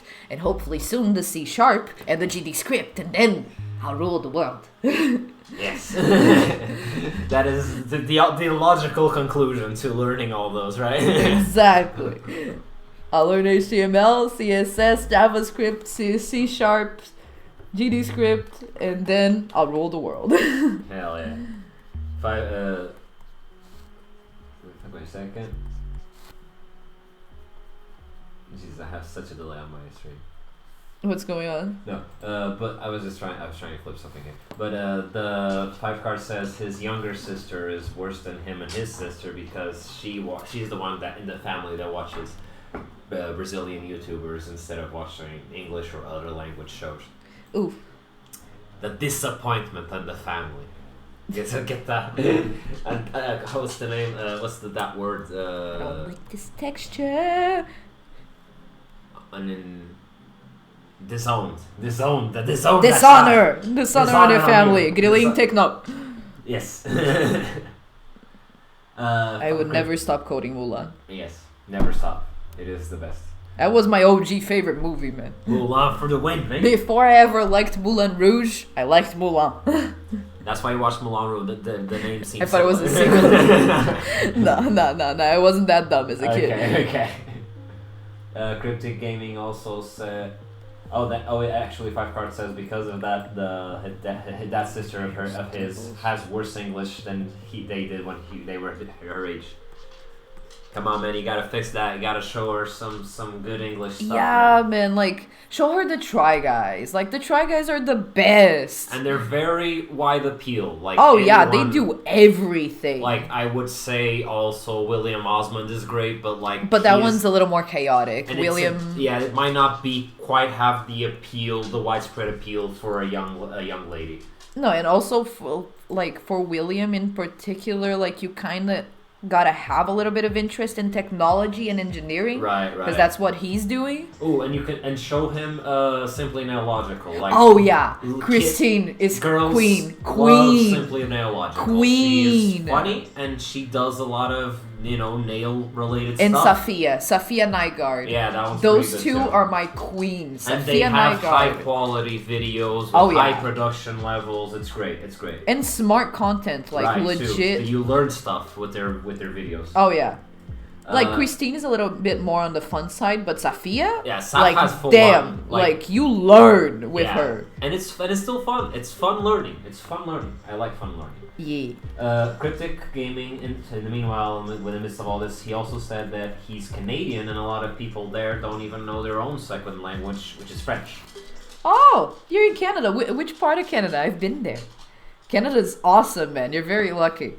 I really liked the time that I spent there. I just visited for a few days with my family while we were living in the US, and damn, it's a cool-ass country. And they're all super nice. Like, the thing that everybody says that, like, the Canadians are nice, they are. They really are. They're super nice. I like them. Okay. At least the time I spent there, I don't know if I was just, like, very young, because I was 10, 11. But, like, yeah, everybody was so nice. Everything was so clean and, like, it was just a really good time. Like, nice. 10/10 recommend. 5 card also responded to Criptic Gaming saying that Canada has French as well, right? And I had classes in French when I was younger in school. Didn't get it either, so I don't fault Canadians for not knowing it. French is hard. Like, I tried solid to learn, not Spanish, French. I tried to learn French for like a solid 5 years by myself because I didn't have the money to pay for lessons. Yeah, but and in Brazil, it's not really a thing to learn French. It is, but it's just like you gotta find your own lessons, and they're very expensive because they're considered like rich people stuff.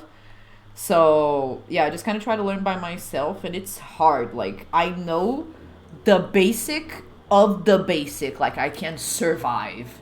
I mean, as long as you can say ça va. You can ça va bien. Ça va. Where the bibliothèque? East coast of Canada. Wait, where's east? East is that way? This way.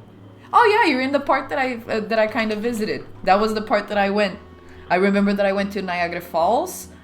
I went to Toronto, Quebec, Ontario.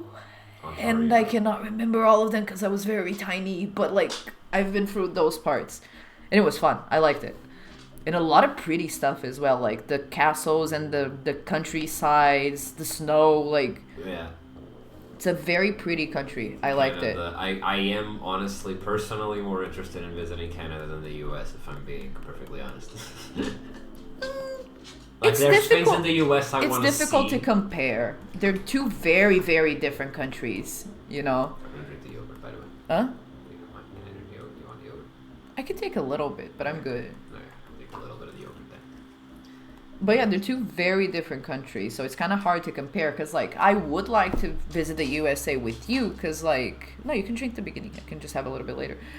But like I would like to visit the USA with you, but like for the TV Hollywood side of it all, cause like I want to show you New York and LA and like all the American things, like the capitalism of it all. Right. But then Canada is just like this beautiful place. Like it would be more of like a nature. Relaxing, just kind of looking at beautiful castles, having an amazing dinner in a really sweet place. Like it's calmer, more European in a sense, Right, that is more. At least from what my experience. More my vibe, if I'm being honest.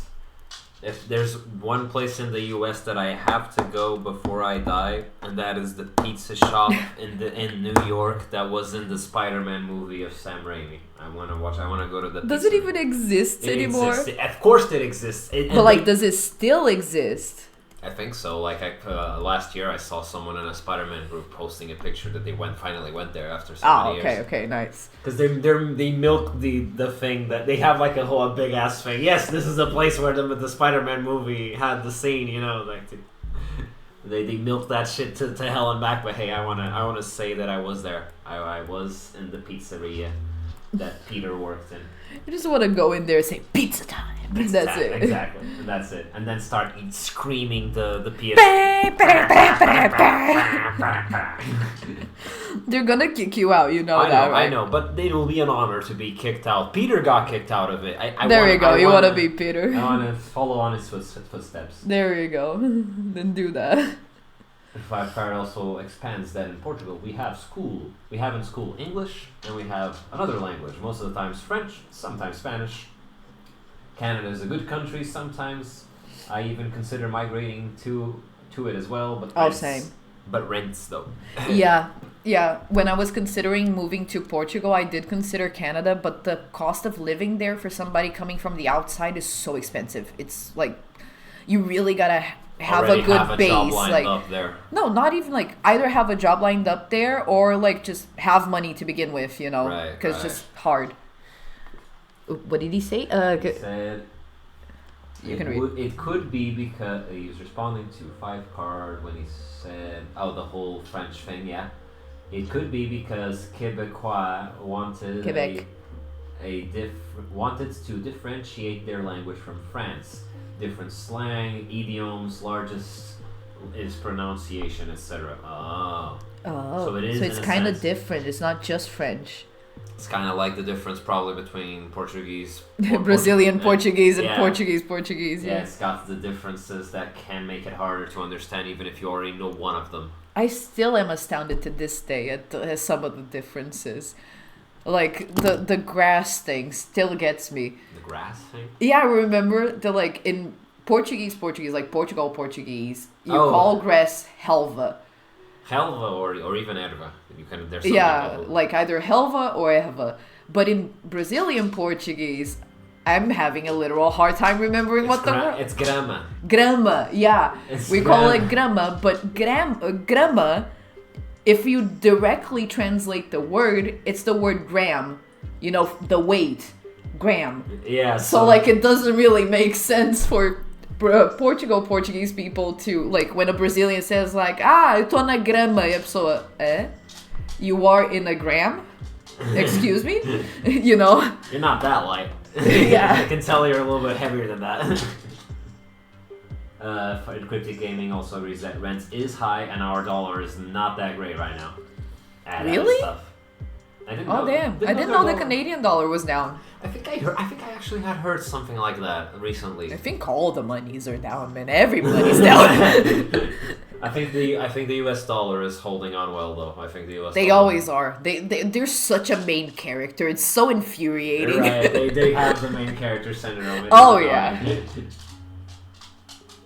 But honestly, the people still can't afford to live there, even if their they can be the main character all we want. Like, I'm good. Yeah, I'm good chilling. being the side character. I'm Kronk all the way. I don't want the drama, man. You can have your drama for the main character. You can have your arcs there. I'll be chilling over here. I've literally said that in the past, like, especially with some things that I've lived through in the past years and stuff. Like, I'm not gonna get into that, but there's been drama. And, like, I've legitimately said that to Rick. Like, fuck being the main character. I'm Kronk. Right. I'm just having my little side adventure with the squirrels, man. Yep. I'm making some food. I'm vibing with the squirrels. Fuck being the main character. I don't get why people want that so bad. It's annoying. Yeah, exactly, man. Five card also got reminded of the differences between Portugal Portuguese and Brazilian Portuguese. Yeah. I still remembered when he called the Brazilian rapariga, and she got so offended, and he did not understand why. Because rapariga, in Portuguese, it just means girl, like young lady. Ragazza. Yeah, ragazza. La ragazza. It's young lady, I think, would be the equivalent, because it's not just girl. You know, girl would be menina. Yeah. But it's like young lady. And then in Brazil, for some reason, rapariga became like a synonym for like whore or something. Yeah, it is. Why? It is the word they use there sometimes for prostitute, basically. It's a very weird just choice of meanings that you guys give to some of the words. You know, it's very confusing. Yep. I'm just kind of working on some texture here, guys. Like, I'm just vibing with the texture a little bit because this boy needed it. I'm enjoying the texture. The little extra strands that go outside of each tentacle also adds a lot to it. I like it. Yeah, like, because this boy needs it to, like, look infected and, like, right. And it adds to the whole idea that this infection thing is something that grows by itself, you know? If there's nothing to infect there, it'll just grow off the ground, you know? Yeah, that's exactly the vibe I wanted to give with this. It just, like, keeps spreading, you know? Yeah, that is very, very nice. And Criptic Gaming TV also said, in 1995, Quebec also wanted to become their own country, and about 90% of Quebecers voted in the referendum. Mm-hmm. What? So it's kind of like Madeira. Yeah, I guess. We had a similar thing here in Portugal where that didn't actually happen. Yeah, it didn't actually happen because, you know, Portugal. Yeah, but like, and I don't know I'm not even sure if that actually. It wouldn't be doable. I don't think it was even put to a vote because probably it was not laughable. because it was not doable. Like economically, whoever came up with that idea was kind of dumb. Yeah, the island. You guys are an island, you know. Quebec is just like a place. They can survive. Yeah, they can have areas around the city and whatnot, and maybe have, I don't know how much terrain this. Quebec's pretty big. Quebec's pretty big, I think. But yeah, Madeira's an island. The island, the Madeira Island, which is where I come from, actually. Like, it's supposed to be like an autonomous region. But not. Like, my guys. But not. All of the money they make comes directly from tourism. There is nothing else there that has, like, any other industry that holds up by itself without help from the mainland, you know? Most of the money made in the island comes from tourism. And maybe, like, alcohol beverages being sold. And there is a little bit of a scandal going on right now because of corruption. Oh yeah, but there's always corruption. There's always a scandal of corruption in Madeira. In Madeira and the mainland, everywhere. There's no corner of Portugal escapes that good old corruption, you know, political corruption. Brazil learned with someone. Right, the apple that didn't fall far from the tree there. Exactly. But we're so much worse. Hey, yeah, you took our lead and you made it. You went hard at it, you know, like. You watched Portugal be corrupted and went like, hold my beer, I can do it, I can do worse. Yeah. Because it's something that I will never stop saying. Like, yes, the politicians here are just as corrupt as the Brazilian, but they're more subtle. They know how to be subtle about it. The Brazilian ones, like, they steal 5 million and then they go and spend that on a car and just drive around in that car and they don't give a shit. Or buy a huge ass apartment. It's just like a huge ass 3-story apartment in the middle of like one of the largest cities, and they're like, oh no, I didn't steal that money. That's totally my money. Yeah. Uh-huh. Like, the ones here are at least more subtle. Like, they steal the money and then, like, put it in an offshore account. Or, like, buy a very discreet thing that, like, nobody sees, you know? I don't know, man. They're getting sloppier, too, over the years. That is true. Packard also said, responding to Criptic Gaming's fun fact about Quebec in 1995, you know? Yeah. Glad it didn't evolve into a civil war, knowing how people who speak French like revolutions. That's a good one. Good one. Always nice to quote the French Revolution. But nobody ever expects the Spanish Inquisition, though. Yeah. That's why I like being underestimated. Exactly. Make sure nobody expects anything from you, because then you have the power of the Spanish Inquisition. Exactly. Don't take my advice, please. I'm clearly unhinged. Yeah, it's Friday. It's been a long week. I'm doing art. Yeah. My brain tends to, when I'm doing art, especially textures. The 5 card also said the sadness of Brazil, technically the 6th economy of the world, and still has favelas. I still don't get how we're the 6th economy in the world. Like, it must be the size. No, like, Brazil is that gym bro that is like 2 meters 30, and that's why he's like buff and good looking, because if he wasn't big, he wouldn't have nothing. No, it's simply because I think it's just because there is a lot of richness and being generated in that, a lot of money being generated in that country, but like it's all in the same hands of it like all 20 goes to people. The same pocket. Yeah, the 1% thing is hardcore in Brazil. Like, it's so obvious. Anyone can. Criptic Gaming TV also said anyone can use my French Revolution joke. It's royalty free. Bro, it took a moment. Bro, solid joke. Solid one. Solid. You should do stand up. Like, that's solid. I want more of these. I love these. Solid. That is. Solid joke. Solid. 10 out of 10. I might steal that one day. I'm gonna steal that one. Yeah. Hey, it's royalty free. Yeah, exactly. Love that, man. Love. I'm gonna freaking send that to my. Oh brother. Yeah, he has a brother that loves puns. He's not a dad, but he should be, because like his humor is dad all the way. Like, I have 3 brothers, and like this one in specific, almost all of our interactions are just us sending puns back and forth, and it's amazing. And he's not the one with the kids. The other one is. Yeah.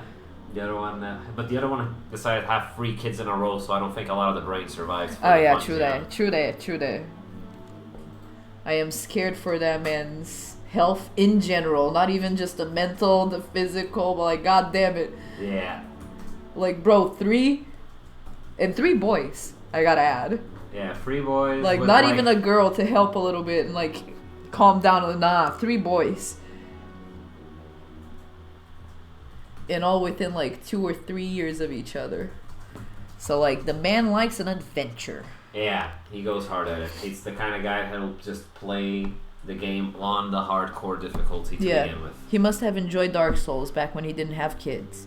I don't think he didn't have kids. I don't think he was of that generation. Yeah, he's a little bit on the older side. Yeah, he maybe played Demon Souls, but it's a bit of a stretch because Demon Souls originally didn't sell that much, so I'm not sure if it even came to the island. Oh, our boy Satan also. Satan has joined us? He has he's giving us some of his famous hellish insights. Yes. A hellish rebuke, per se. Ha ha ha! He just realized that infected Ian's eye actually kind of looks like the symbol of the Empire in Star Wars. Hello. That's true. Yeah.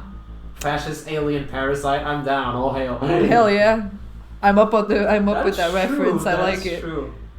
I actually, because I'm inspiring, like, you guys weren't here in the beginning of the stream. I'm trying to like use this as a reference, which is like a little clay sculpture that Rick did of the I.I.A.N. Since it's 3D, it kind of helps me visualize like the little different details. Though, I mean, it was sculpted very small, so you can add more details. It's okay. Yeah, but it already helps with the 3-dimension, and like I can almost fill in the texture in my brain looking at it. I would say though, maybe now that Satan kind of pointed that out, I don't know how much you can do at this stage since you're doing textures.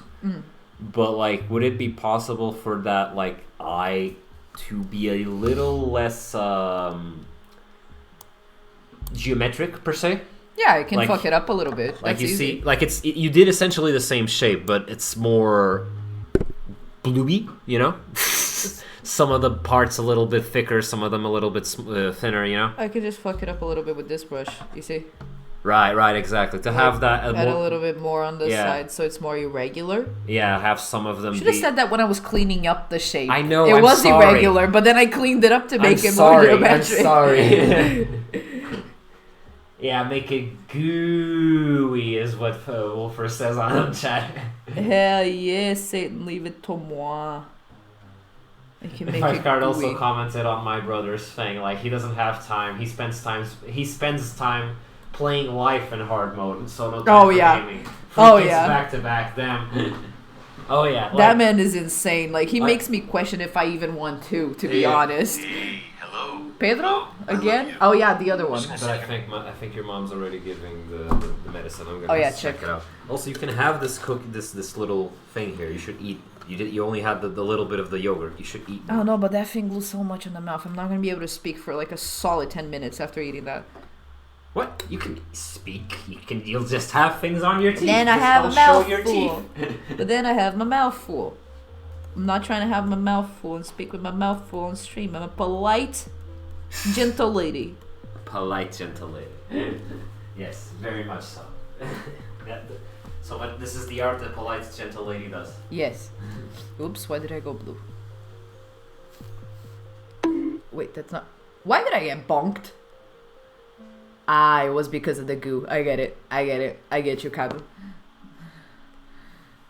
Can't say goopy without getting a bonk. I get you. It's more you bonk than a me bonk, though. Because it's your dirty mind that took it there. I didn't say anything.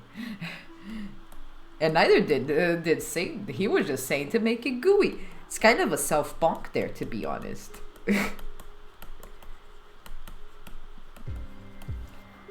Yeah, I feel like that gives more of the vibe that Rick was talking about.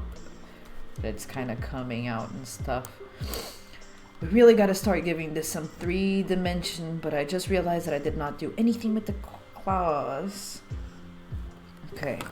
Let's think. I'm going to make another layer, and I'm going to put it on top with a clipping mask, so it will only let me draw within what I already drew of I.I.A.N, so I can start putting maybe some shadows.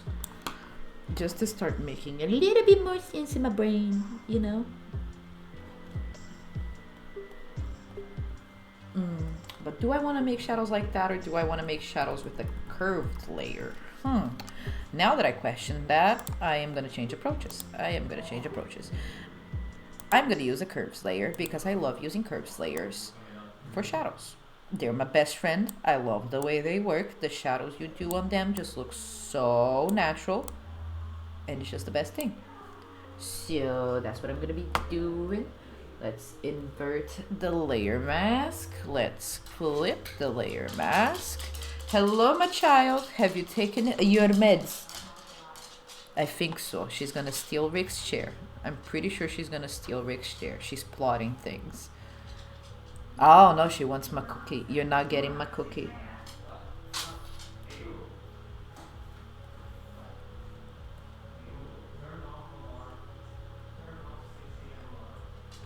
I think our Google Home is doing shenanigans. It is shenanigan. Shenanigan? I don't know words. Let me stretch. Thank you for the stretch break, Criptic TV. Ooh, I didn't need to stretch. Oh, that stretch was good. Then I'm gonna grab some water. Thank you.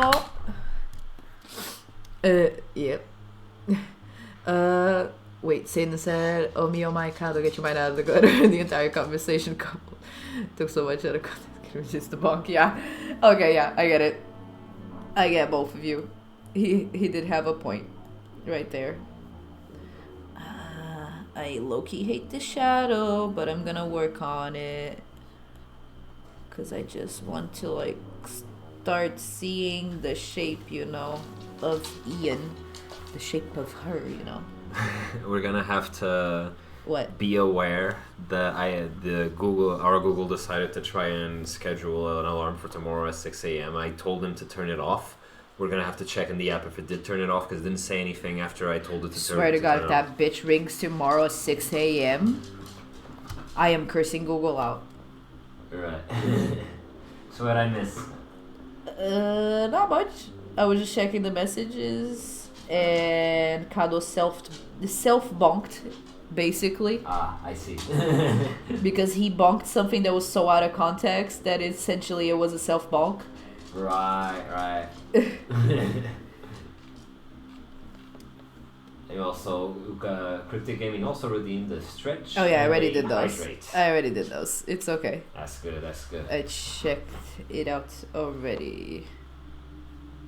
I'm just trying to get some shadows in here. Google 5 card says, wait, you have Google setting up clocks, you reap what you sow. No, we don't. That's precisely the problem. Like we have Google Homes. Like we have Google Nests to like turn the lights off and on and all that, you know? Because I'm trying to make her house a smart house. Right. She's really, not too smart. It's mostly just the lights, but because that Nest also, the Google Nest also does the whole alarm thing, sometimes it'll decide that what we said is an alarm, and we'll schedule an alarm, and we'll have to go like, no, and dude, then when stop. you do want it to schedule an alarm, it puts a reminder, and you forget to do the thing that you wanted. Exactly. It's so annoying. Wolfer says, if Satan, actually, sorry. Respect him. Respect the title. Respect Satan. But he says that if Google rings at 6 a.m., that is legal grounds for murder through self-defense. Source, trust me, bro. Source, trust me, bro. Hell yeah. Exactly.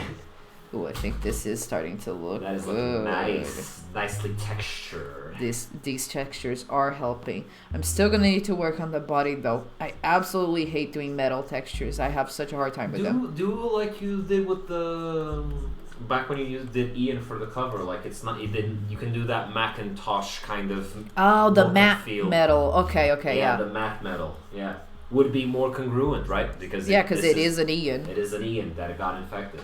Okay, I'm gonna do with the Macintosh matte metal sort of thing, because I'm really bad at metal textures. I really gotta get better and challenge myself a little bit more. And I've been trying with the backgrounds, especially the ones that are in the spaceship and the lab. But my God, metal's a hard one.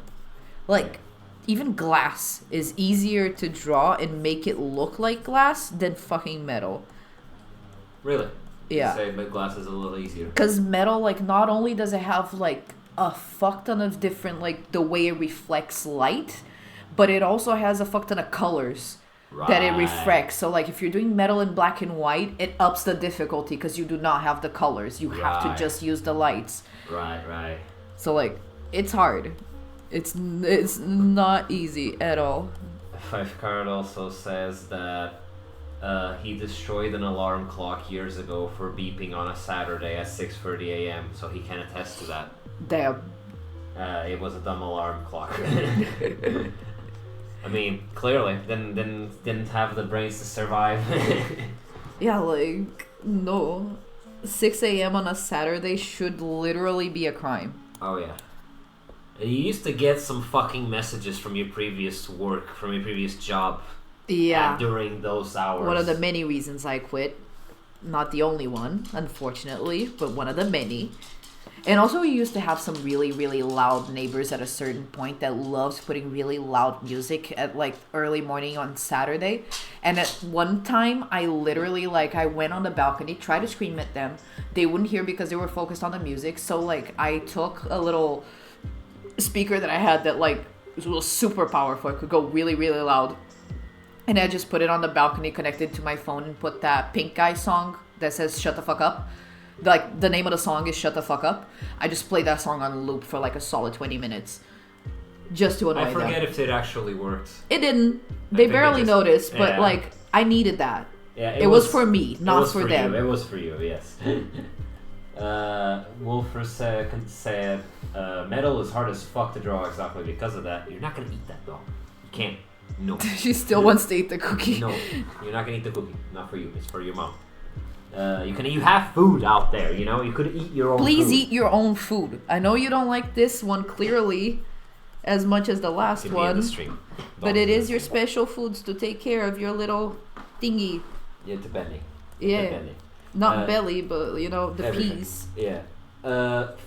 Criptic Gaming TV also said after that, drawing metal is easy, right? Just use grays. If only it was just the grays, bro. Yeah. Wolfer then said, funny enough, it's not too bad in 3D modeling because you can just tell the software to apply a metallic texture and simulate the light reflections. Of course, you actually need to tweak how it simulates it, but definitely easier than drawing. Yep. Criptic Gaming responded to that with, yeah, I struggle to find the metallic option in my drawing pencil. Same. Yeah, it is complicated. I'm still gonna look for some new brushes though. That was something that I was wondering. I was watching some videos of this Photoshop artist that I really enjoy. Like, she does a lot of amazing, but like I really do mean amazing, like photo collages and Photoshop art of her kids and like the most weird ass sort of things. Like it's art, but like it's photo montages.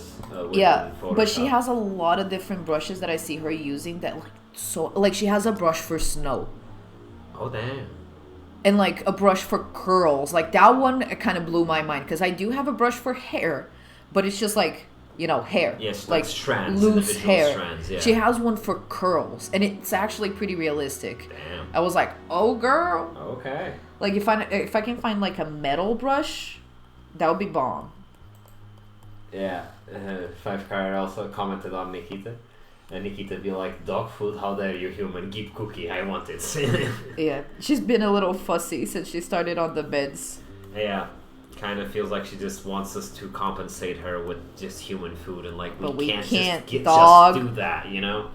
Like, you already like having peace things. I don't want your stomach to start having things as well, please. True.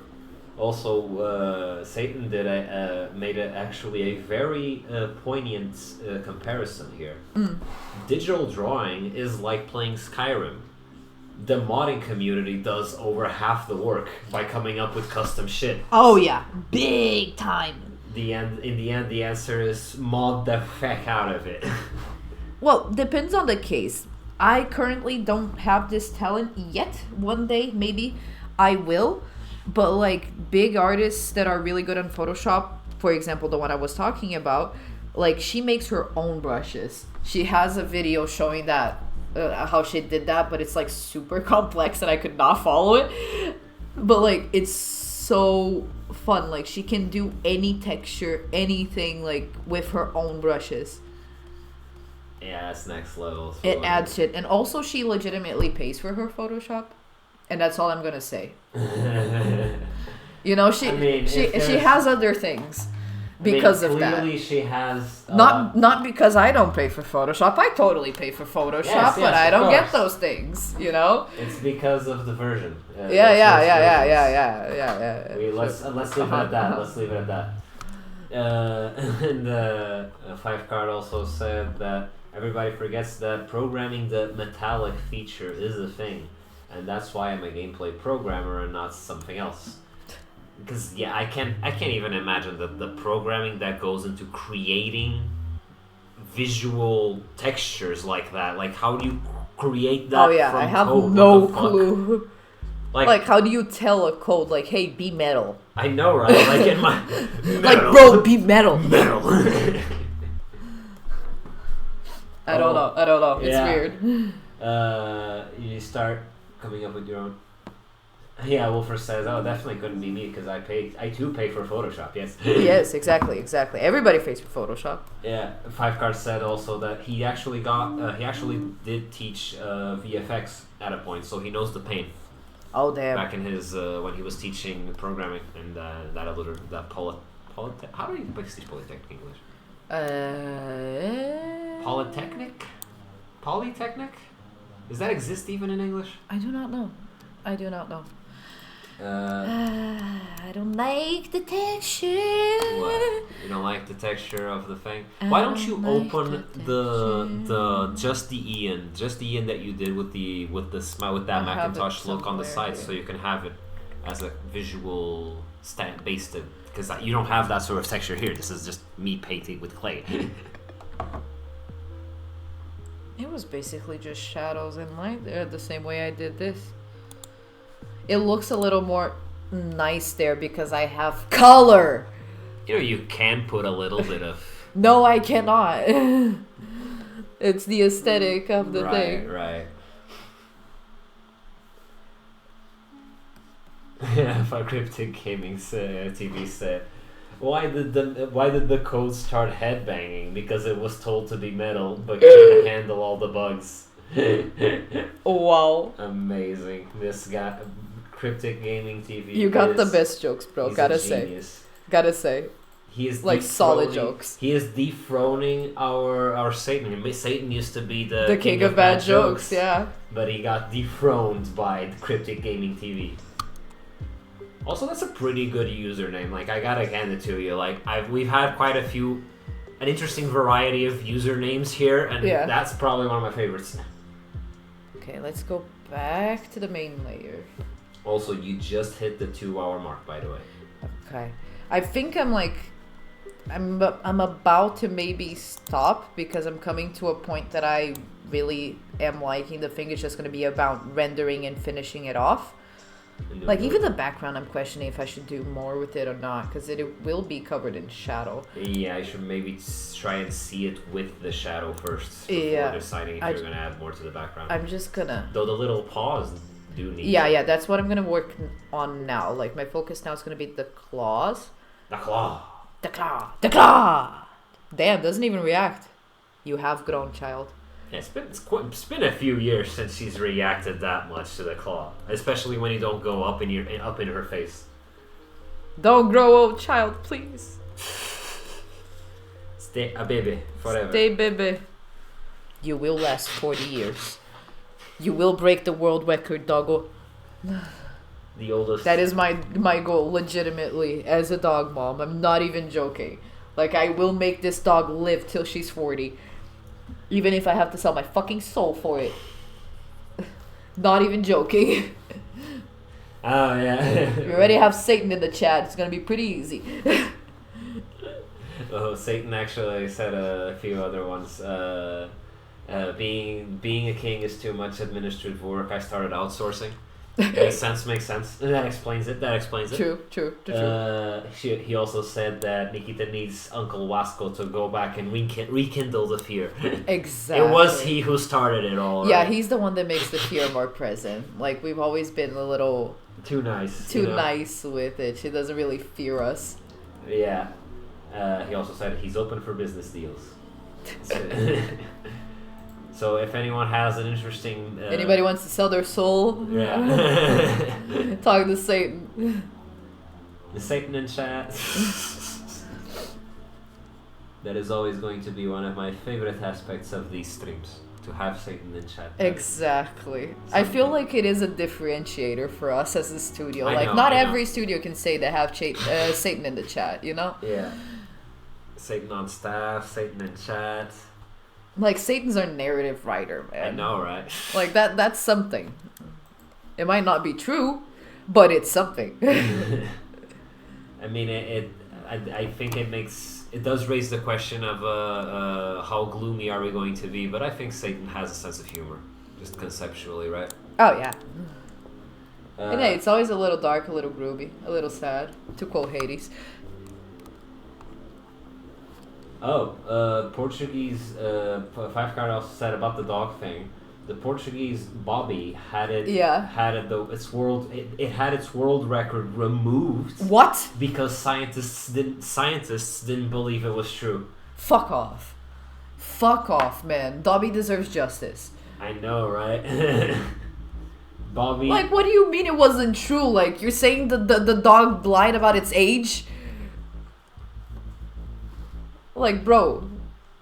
Hey man, and as far as Google is concerned, I think he is 31. He died at 31. My girl. He was born in 1992 and only Damn, died. he's older than me. He only died in 2023. Like, that's insane, man. And wait, how can scientists just say like, nah, excuse me, that dog was not really that age? Like, it's probably bitch. because, like, you know, it was a dog from the country, from the Nikita was literally found and she has a birthday. Yeah, but we don't. Essentially, they can try to dispute the age of the dog if the birth certificate isn't up to their standards or whatever, Exactly. It's just literally me. Also, in the meanwhile, they said Wolfer said Satan said about the whole Satan having a sense of humor. That, dude, have you read the Bible? God's the ultra gloomy one. That is true. Truths. He's the true edge. The true edge lord was God all along. Yep. And he also says, I call bullshit. Where's the peer-reviewed study showing DNA tests from that his age was actually a mistake? Huh? Exactly. You can't just look at the dog and be like, actually, I don't think he was that age. Like, bitch, nah. And I will break that record. Criptic Gaming TV also responded to an earlier message of Satan when he said that being a king is too much administrative work. I started outsourcing. He responded to that. I used to rule the world. Now I'm stuck in a cubicle. And yeah, and Satan immediately responded that hit too real. Too real, bro. Too real, my guy. Careful with the jokes. That's too real. Too real, man. I mean, that's all of us. I still have my. I'm gonna close this. Oh yeah, you still have your work laptop. My work laptop's still open on the side here, and goddamn, it's just Excel spreadsheets after Excel spreadsheets. I hate it all. Yep. But I mean, I guess that's the perks of me being unemployed. I don't have that anymore. I mean, you suffered enough. I think you needed to take a little but bit of break. After my last job, I feel like I needed at least like a solid year just vibing. Plus, you are essentially refocusing on your career path. You're going towards the web developing path now. Yeah, like I'm not sure if I'm actually gonna be able to get a job as that because like I don't have much experience. But you already have more experience than some. I hope. I've made like a few websites. She did our beautiful website. Wait. Show the beautiful website. See? There you go. Website. The beautiful website. They got the social it's so nice. See, it auto scrolls and then you have like another page. This was like another thing. See, like the little thing. It has animations and the shit. Little things. And I'm also making our press page, and this time I'm not using shortcuts. Because like for our full website and the About Us page and the Droian page, I did take some shortcuts with the programming because I was still very much in the beginning of learning. So I basically used a lot of Webflow and some Figma shortcuts and things that kind of help you with the HTML. But for the press page, your girl coding it from scratch. Hell yeah. It's been a nightmare, but it's coming together. I still can't really get the fonts the way that I want them to do, but it's happening. There's something. And you're getting there, honey. Look at how far you've come in a year. In 1 year, you're not even a year, because I only really like started trading that more towards the end of the year. At that point, that I was like, guys, we need a website, and you guys were like, no, we're not paying for Squarespace. And I'm like, fuck you, I'm gonna make a website anyway. And you found a way. Nature finds a way. Exactly. That is a quote from Jurassic Park. You're gonna watch it one of these days. I will watch it. I will. One day. I will. And also said, Wolfer said, I think reacting to what I said about spreadsheets, forget whatever the fuck I have going on back home, Excel spreadsheets are the true hell. Yes. And 5card also said, "Our true job will be UGS, so don't fret." Exactly. That's the plan right there. I hope to God it happens soon. Wait, Cryptic Gaming TV also said, "Why did the spreadsheet go to therapy? It had too many issues with commitments. Always afraid of a cellmate." Bro, that one. That one's almost toxic, man. But not toxic in the sense of like, oh, you're toxic, but like literally like bad for health. That's how bad it was. But it was great. But it was beautiful nonetheless. It's kind of a good pun. I think. It takes a few years away from the person, but like they give it away willingly. Yeah. And I was gonna say that it's kind of like really good spicy food, you know. Yeah, like you might hurts. It hurts, but you enjoy it, you know. Yeah, you might poop some spicy poops later on, but you're like, hell yeah, let's go. Imagine pooping spicy because of too good of a pun. Found the way. This is the way. Okay. I think Cryptic TV agrees with the. He said he just gave us a lol. Lol. Oh lol. That's my line, bro. Yeah, she doesn't laugh. She just says, "Oh lol." Yeah, that's my usual response to most things. Instead of, especially puns. Like other things, I do actually laugh at, but when it's like punny stuff, I'm just like, lol.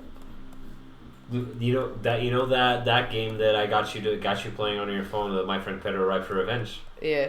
If you decide to not just skip through all the dialogue, you'll notice that most of it is just puns. Good luck with me not skipping the dialogue. Yeah. Like the only game that has managed to keep me interested enough to not skip the dialogue is Baldur's Gate. Yeah, I know. Like literally. But it's fun. But My Friend Pedro is funny, honey. Like it's really literally just a couple of lines just to deliver a pun, and then you're on your way. And it's not even on every level. I'm telling that game it's the best phone game you have installed on your phone. Just saying. Oh yeah, of course. Like the other two, well, I'm not sure how much it stacks up against Plague Inc. Because that's the other good phone game that I have on my phone. True. But Plague Inc. I think is at the same level because it is a completely different genre, right? Yeah. But yeah, it's not much competition against the other ones. Yeah. Because it's literally Garden Escapes and Merge Mansion. Yeah. And that shit. I just gotta clarify here, I only played those two because I downloaded Garden Escapes thinking it was Merge Mansion and it was the one that like had Pedro in the commercials, but then it wasn't. And had the weird old lady conspiracy. Yeah, and the weird old lady conspiracy, but it wasn't. But then I kept it just out of pity, and I downloaded Merge Mansions because of Pedro and the old lady conspiracy, because like those commercials are just like something. I appreciate the marketing. As the marketing lady, she's gotta tip her beanie to him. You know? Yeah, like I'm sorry, they are a mobile game. They're like literally like a merge game, and they got fucking Pedro Pascal in their commercials, investigating as a this detective. Very conspiracy ass thing. Like it has nothing to do with the gameplay, man. Nothing. Oh yeah, absolutely nothing. Just, but it is interesting. I'll give it to him. Satan also said at a point in chat, "Hold on, Roxie has never watched Jurassic Park." Now I'm thinking back at all the wasted opportunities Pixel Boy and I had when we were where we could have forced her to watch it back when I lived with them. God fucking damn it! I know, man. I know, but like it's been going. Like she's at this point she's watched like the first third of it, I think, or the first half of it, somewhere along those lines. But at the time we had to stop because we had to do something. I think we had to cook. We realized we had no dinner done or some shit like that, and we just went to cook and we forgot to come back to it because it was on TV. It wasn't like on streaming or anything. Yes. But she is going to finish watching it one of these days. I am. One of these days. I do promise that. He also said, "My kind of game, understandable." I think you're referring about the Pedro Pascal and the My Friend Pedro. Wait, that's a bit of an interesting coincidence. Oh yeah. Why isn't Pedro and My Friend Pedro? I would play that game so much more if he was there. If they had voiced the banana with Pedro Pascal, that game would have gone viral. Yeah. I'm just saying. I mean, it was still very successful. That game is. Oh no, but fun. it would have gone like viral. Yeah, like I know my Pedro girls, we jump on anything that has them. Yeah, Wolf. He also commented about 5card commented. Speed reading dialogue is king to me because I like to know roughly what's going on, but not read everything in detail. See, but that's a good thing about my friend Pedro. Like, the dialogues are never that long. Like, it's not an RPG and it knows it isn't. It's just giving you enough of a framework to motivate what you're doing, and also using that as an opportunity to throw in some stupid ass jokes, you know? Like, I don't know, man. I don't even Can't think of anyone right now. I can't remember right now. I remember the my friend Pedro on the phone. You start off on your quest to kill all those fucking people because the banana tells you that they kidnapped their family, the banana's family. You know, the banana's wife and the banana's 2 kids. You know. Wow. The banana even says that he went to the police first, but they wouldn't listen. It was almost as if they were ignoring his existence. Wonder why. Maybe because the banana doesn't exist. Yeah. That is something that I absolutely love about both versions of my friend Pedro. The amount of times that they do a hint, hey, this banana probably doesn't exist and you're just a psycho. But, you know, they use that as a vehicle for comedy, and I like it. Satan also said, it's got nothing to do with the gameplay. Yeah, for the merge mansions. But the commercial gets you interested instantly. When I first watched it, I was like, wait, Pedro Pascal is advertising a mobile game? What the fuck? What is this? Yep. Me. And out of all mobile games, Merge Mansions, man, seriously. But I guess it had to be. Merge Mansions was the only one that had that much lore going up in the ads, you know. Like, there's a freaking Game Theory video on the fucking ads trying to piece it together. And that's literally how I found out about it. We were watching just random videos from the Furies channel, and we stumbled upon that one. I was like, wait, what? That game has story? I think we had seen like 1 or 2 of the ads before, but like, dude, all of them, beyond the ones with Pedro Pascal, all of them are so... What the hell is going on? How does this connect to a freaking Merge Mansions game? Okay, now let's start working on the general light. Oh, and he also clarified. When he said my kind of game, he was referring to my friend Pedro. Understandable. And when he said understandable, it was about Baldur's Gate 3 being the only game that to hold Roxie's interest in dialogue. But yeah, it's Baldur's Gate. It is Baldur's Gate, and I mean, you literally kind of make your own story, so it's fun in that sense. Yeah. One thing, honey. Something I noticed. Those 2 claws that are like facing the I.I.A.N, I guess. It would be nice if there was like a. Right, spray this. Like you know how over here, how there's a bit of meat in between each of the forks. Oh, okay, put some meat in the middle. Some meat in the middle, exactly. Okay, meat in the middle, got it. The one that's on the claw that's on the floor kind of already gives the impression that there's meat in the middle because of how yeah, because it's upside down. Yeah. Yeah. Okay. But the other ones could use a bit of meat in the middle. Okay. Meat in the middle sounds. Let's do meat in the middle. It sounds off. I don't like it, but I kind of like it. You know, that's what she said. Sure. What do you say here? 5-card threatening. Do I need to bonk again? Go on ahead, my guy. You can bonk away to your heart's content. That is your raid. Like, see, it's meat in the middle. And in between the claws too, like outwards. Coming in from here. Okay. Yeah, coming outwardly. You don't need to make it as thick as it was here in the sculpture, I but think I got an idea. But a bit in between, you know. Like this. Yeah, kind of like that sort of thing. Yeah, like the meat is holding the metal pieces together. Okay. They weren't really like that in the poster. They were. Wait, they were. Yeah. They were. Oh, okay, Where's I don't remember. God damn it! I need to open the goddamn poster. UGS. The .pt-Droian. UGS.pt-Droian. Let's go, baby. Droian.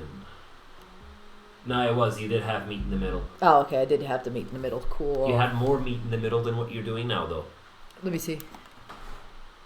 Oh, I went for the bulbous bit, but that's gonna be on top though. It's fine. It still matches. You could have a bit more meat in the middle. It matches, bro. Okay. Leave it to me. Alright, I got. I'm the concept artist, so. Right. You get to do your concepts, you know. Where is my rock brush? Also, Satan earlier Satan also sent out a bit of a for the lead writers of the world crying in a corner after 5 cards saying that he speed reads the dialogue. A lot of people speed read. The amount of fanfics I've sped read. The amount of books I sped read. Yeah. But there's the amount of books I didn't read and I watched the movie instead. Yeah. But there's good stuff in terms of narrative and stories, you know? Like, it doesn't just need to be something fast and quick and fast like Pedro, my friend Pedro, or something. I'm just a dyslexic fuck that has no patience for how long my brain takes to actually understand the words on the page, you know? Right. Because, like, I read a sentence, then I have to read the sentence again, and then I have to read the sentence again. And suddenly I've read the sentence 5 times and I still don't know what it says. And so, like... Yeah, I think Satan said it well here. Like, if he can't lie, if an RPG or narrative game doesn't hook him from the beginning, he speed reads too. But in his case, he thinks it's more of a sort of a professional bias. Yeah, cause he starts playing the game like, I could write better than this. But yeah, he reads the dialogue and I'm like, generic and boring, skip. But that's the thing, really. Like, it's understandable to skip, but it is good to keep an open mind, just in case that the game you picked up, you know, wasn't generic and boring. You know, it's fun and interesting or different. You know. Yeah. Like, I know for a fact that you would have never, like, with Last of Us, for example, like that I still haven't bought that game, but like, I think that. I'm expecting that if I do buy that game eventually, you'll still maybe not be that... If you hadn't watched the show, at least, I think the show is the only hope that I have that you'll actually pay attention to the narrative of that game, too. Oh, yeah, I'm going to be picturing Pedro all the way. Yeah. But was it not a good narrative? It was. With like, Pedro there. Come on. It was good with or without him, you know? No, but the acting does really help, though. Yeah. I'm not sure how good the acting in the game is. It's pretty good. It was one of the... It was the acting. Like, even if it was Pedro, if it was not Pedro... It was... That was one of the... I think that was one of the earlier games that had, like, very good, like, facial motion capture and just very mocap, detailed... Yeah. Mocap, very detailed for facial expressions, you know? So everyone feels very real in the game. He would, he says the acting in the game is phenomenal, and he would compare it to the acting in Baldur's Gate. Oh, hell yeah, then I'm in. It was ahead of its time when it came to acting, the characters having visual acting very well implemented in the game. And he has had games where he started like that, but after a few hours in, he got hooked in reading every single dialogue line because it took a bit for it to hook him in, but once it did, it wasn't a hook anymore, he was anchored. Yeah, nice. So it's good to give that chance, you know? Yeah. I'm more lenient when it comes to narrative than when it comes to gameplay. If a game has like shitty gameplay in the beginning and then there's people online saying, oh, you gotta give it 20 hours. You gotta give it 20 hours of gameplay before it gets good. I'm like, dude, shut the fuck up. I could play like 3 indie games in that time. That are just good from start to finish. But then again, it's a job thing. You are a game designer. Right, that is true. That is my bias. The 5 card also says the beautiful thing in games is you can have the important text in red, so that when you go waffle, something important to read for the quest, waffle, right? Somebody loves Zelda. That is true. I love that bit with Zelda, yeah, actually. It worked so much with me. Yeah, you know, Dredge does that a lot too, the boat game that I play. Oh yeah, he's been playing a lot of Dredge. Dredge is so good, guys. It's coming to the end. I've caught the last relic that I was collecting. I know the end is coming. I don't want it. I'm trying to find other side quests to do, but I've done them. I think I've done almost all of them at this point. 5 cards said also, like in the beginning of this stream, why use big words when small words do trick? Exactly. If the game, Fulfer also, I think Satan also agrees with me. If the game is one of those, it gets better the further in, I promise, but it requires a bunch of time investment, then I am sorry, but I am bowing out. But yeah, man, like, you gotta hook me. Yeah. Somewhere. Like, either with narrative or with game design, but something. I know, right? Something's gotta give. I know, right? Wolfer also says, don't let it end, sail into the horizon, bonk Cthulhu in the head. I know, man, I know. At this point, my ship is like almost fully leveled up. I'm just looking for more junk in the ocean to try and like use that shit to level it up. My ship is huge. It's got like a bunch of different rods. I got some like eldritch fishing rods and an eldritch lantern in the front of the ship. I'm pretty sure soon, if I add more eldritch shit to my boat, then Cthulhu's gonna ask for a ride. What's up, honey? I am doing things. I see the focus here. I'm just like getting the I see. the base colors and stuff. I'm probably about to close up the stream. It is hitting the 2.5-hour mark. Yeah, but I'm probably gonna be coming back to this boy a little bit just to tie in some details, because right now my brain does not know how to do them. I think. So I will need to kind of come back here to tie together some stuffs. Yeah.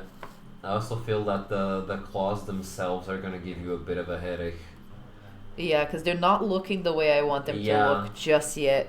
Like, especially... I need them to really, like, be more defined. Especially now that I looked at the ones in the poster, like, those feel a lot more defined than the ones you got there. Yeah, like, I need to shape them and kind of work on them a little bit. Yeah, you're gonna... It's gonna take some thinking, you know, but sometimes it's not so much about the technical skill, but more of a thinking process. Yeah, half of the process with these booklet drawings has been like, I draw a little bit for like an hour or two, and then I'm like, fuck, how do I do this? And then I just like take a break, vibe for 2 hours, and then I come back and I'm like, ow, that's how. But it is looking pretty cool, man. I mean, with the weird thing like this, and the only thing that I can really see that, like, okay, could use a little bit of work being those two claws specifically, because the one on the bottom looks pretty good. The one on the floor, I think it's the thing, because they're frontal. You need to think what are they supposed to look like there? Yeah, I haven't really figured out what they look like from the front, because we always have them kind of off to the side. Yeah. So it's kind of hard. But hey, it's kind of coming together. It's coming together. It's looking great. Good lord. Well, Satan also says that he seriously needs to play the game, the Dredge game. Let me open up here. Oh, and he says about either a ride or he'll sue. About my boat becoming eldritch because of all the eldritch stuff. Nice. Let me just pull up 5 cards Godot just crashed. Oh no. What can I do, my guy? I hope you weren't working on anything in particular. I hope you saved. Yeah. Did you save? Don't do a me and do like 5 hours of work without saving, please. Yeah, please. It's important to save. Do not forget. I have a really big tendency to do that. To just like work for 5 hours and then like, oh yeah, I haven't saved in like forever. Oh, okay. He did save. He saves a lot. There we go. That's my boy. He's smart. He's not like me. 5 steps ahead. Yeah. But I feel like this is where we're gonna stop for today. I think on the live stream. I feel like we got a solid image here. Oh yeah. It has like the menacing vibe. It has good texture. And it has like the tone that I wanted for this image. Because I really wanted this image to be like one of the most menacing of the whole booklet. Like, for example, this is the one I did for the Arachnoxen. And like, it's almost cute. Like, it's a little spider. I mean, it's pretty... It's got the spooky aspect. But it's a cute little spider, especially the... It's like the cutest spider I've seen. Look at the little bat with like little abs and shit. In retrospect, I kind of feel like that bat's a little too light. Oh, because the Flash. I mean, yeah, but he's so much lighter than the spider, and the spider's closer. Because the spider's more furry. Spiders are way more furry than bats. Oh, okay. I think. Are they? I don't know. This one is, apparently. But the bat is pretty cute. I'll give it to him. But yeah, these ones are pretty cuter. So like when you compare this, no, I don't want to save, to this, it is like, like the menacing bitch here. Yeah, this one's coming for your ass, you know? Oh yeah, this one coming for your ass all the way. So, let me just do a quick review now that we're done of this. This is not going to be the end. I'm still probably going to come back to this to refine some shapes and to refine some things. But this is what we have so far of the booklet. Woo! We have a lot of pages. We have a map. We have some stuff. And then we have like the enemies. And I'm soon going to add this boy here. This one is my favorite though. I got to show this. I didn't do on stream. But I really want to show this to the people. Because it is my favorite of these arts that I've been doing of the enemies. And it's the Oculus. Like, I loved the way this came out. I honestly don't have a clue how I did that eye texture. But I did it, and it looks awesome. That looks pretty cool. And like, this one's my favorite by far. I love this one. I still gotta figure out the design of the pages for the enemies. But yeah, this is my little Figma file that I'm building, our booklet. But yeah, let me do like Kado does and pause the music. Because I feel like we're coming to the end of the stream. Yeah. Very naturally. So, this was what we did. We did this beautiful rendition, beautiful and spooky, of course, yes, of our boy, the I.I.A.N, the infected I.I.A.N of our game Droian, which I was trying to get inspiration from this guy, which is the physical little version that we did of him. And all this is for this, which is our game. I'm going to open up the Droian page. We are developing this boy. It's a Metroidvania that has sci-fi and horror elements. And you play as this guy, the #1 good bot that is like trying to save the Earth and humanity from its own stupidity. We currently do not have any versions of the game out because we're still working on the game. But it will be available at least on itch.io and Steam. And maybe even some other ones. We're still figuring it out. And if you guys are really, really hyped about the game, you can even get yourself some socks with the #1 good bot right there. Or even the beautiful logo. We have a tote bag. We have a shirt. We have many things in Redbubble if you want to support the game. All the funds that we make from Redbubble go directly back into the studio and making the game. We do not pocket it and spend it on other things. We're very responsible that way. Yes. It goes all into making more games and making the studio something that we can just keep going and making more games and more things for you guys. So yeah, if you want to support us, buy some stuff on Redbubble. We have a coffee. Let me go back to the main page so I can show you guys our other things. We have social medias. Oh, I clicked on the thing. We have a coffee. We have Redbubble. We also have a Patreon, but Patreon's a little bit of a bitch, so coffee is always better. We have a bunch of merch. Even if you want merch from our other games, we have Red Run merch. We have our own studio merch. We have random pixel art merch that we do just of pixel arts. Just for fun. And we have a bunch of social media. Make sure to follow us there as well. And if you're really old school and you want to be in our mailing list, you can also do that. But I don't really know people who like being in mailing lists. But if you really do, you can just click here and I'll add you to our mailing list and think of some emails. Because currently we don't have anyone there. So I'm not really making any emails. Yeah, what's the point of making emails if there's no one in But yeah, we don't really have a mailing list at this, like right now. But yeah, I hope you guys really enjoyed the stream, enjoyed the art, enjoyed seeing this beautiful booklet coming together that hopefully, fingers crossed, in the next few months, we're gonna get it done and it's gonna be beautifully finished with some awesome narrative that is gonna expand the game. This is not gonna be the same lore of the game. It's gonna be expanding further and adding more stuff and adding like little quirks and little jokes and a lot of stuff. So yeah, I hope you guys enjoyed it. It was very fun on my end to make this image, and that's it. I'm gonna go die on the couch, eat some stuff, and yeah, watch some TV, probably ridiculousness. And ooh, The Price is Right is on. Yeah, caralho. I have The Price is Right. I really like watching The Price is Right, and I do not want to be late for The Price is Right. Dude, it is such a... It is addictive. If anybody out there wants to really get like an idea of Portuguese culture and how awesome the Portuguese are, and that's just, please I'm watch. Not sure if awesome, but insane. They are a particular breed, I gotta say. They are beautiful in the way that they act. Like, watch The Price is Right, but the Portuguese version. Preço Certo, with Fernando Mendes, the king. Spectacular. Like, you guys are gonna enjoy it. But yeah. It is the... Yes, I am a grandma. It is the ultimate meme, I'm sorry. Bitch, I actually want to go on that show, man. If I got a little kiss from Fernando Mendes, I would be kind of happy. Like, I like the guy. He's a really good comedian. Anyway, I hope you guys enjoyed the stream. Thank you so much for stopping by and watching and having some fun with me as I created this art. And we'll see you guys next week with somebody else, probably Kado or Gabi, programming or playing games. We'll let you know in our social media. Make sure to follow us there. Exactly. See y'all next week. Bye. Bye. Was the outro aqui.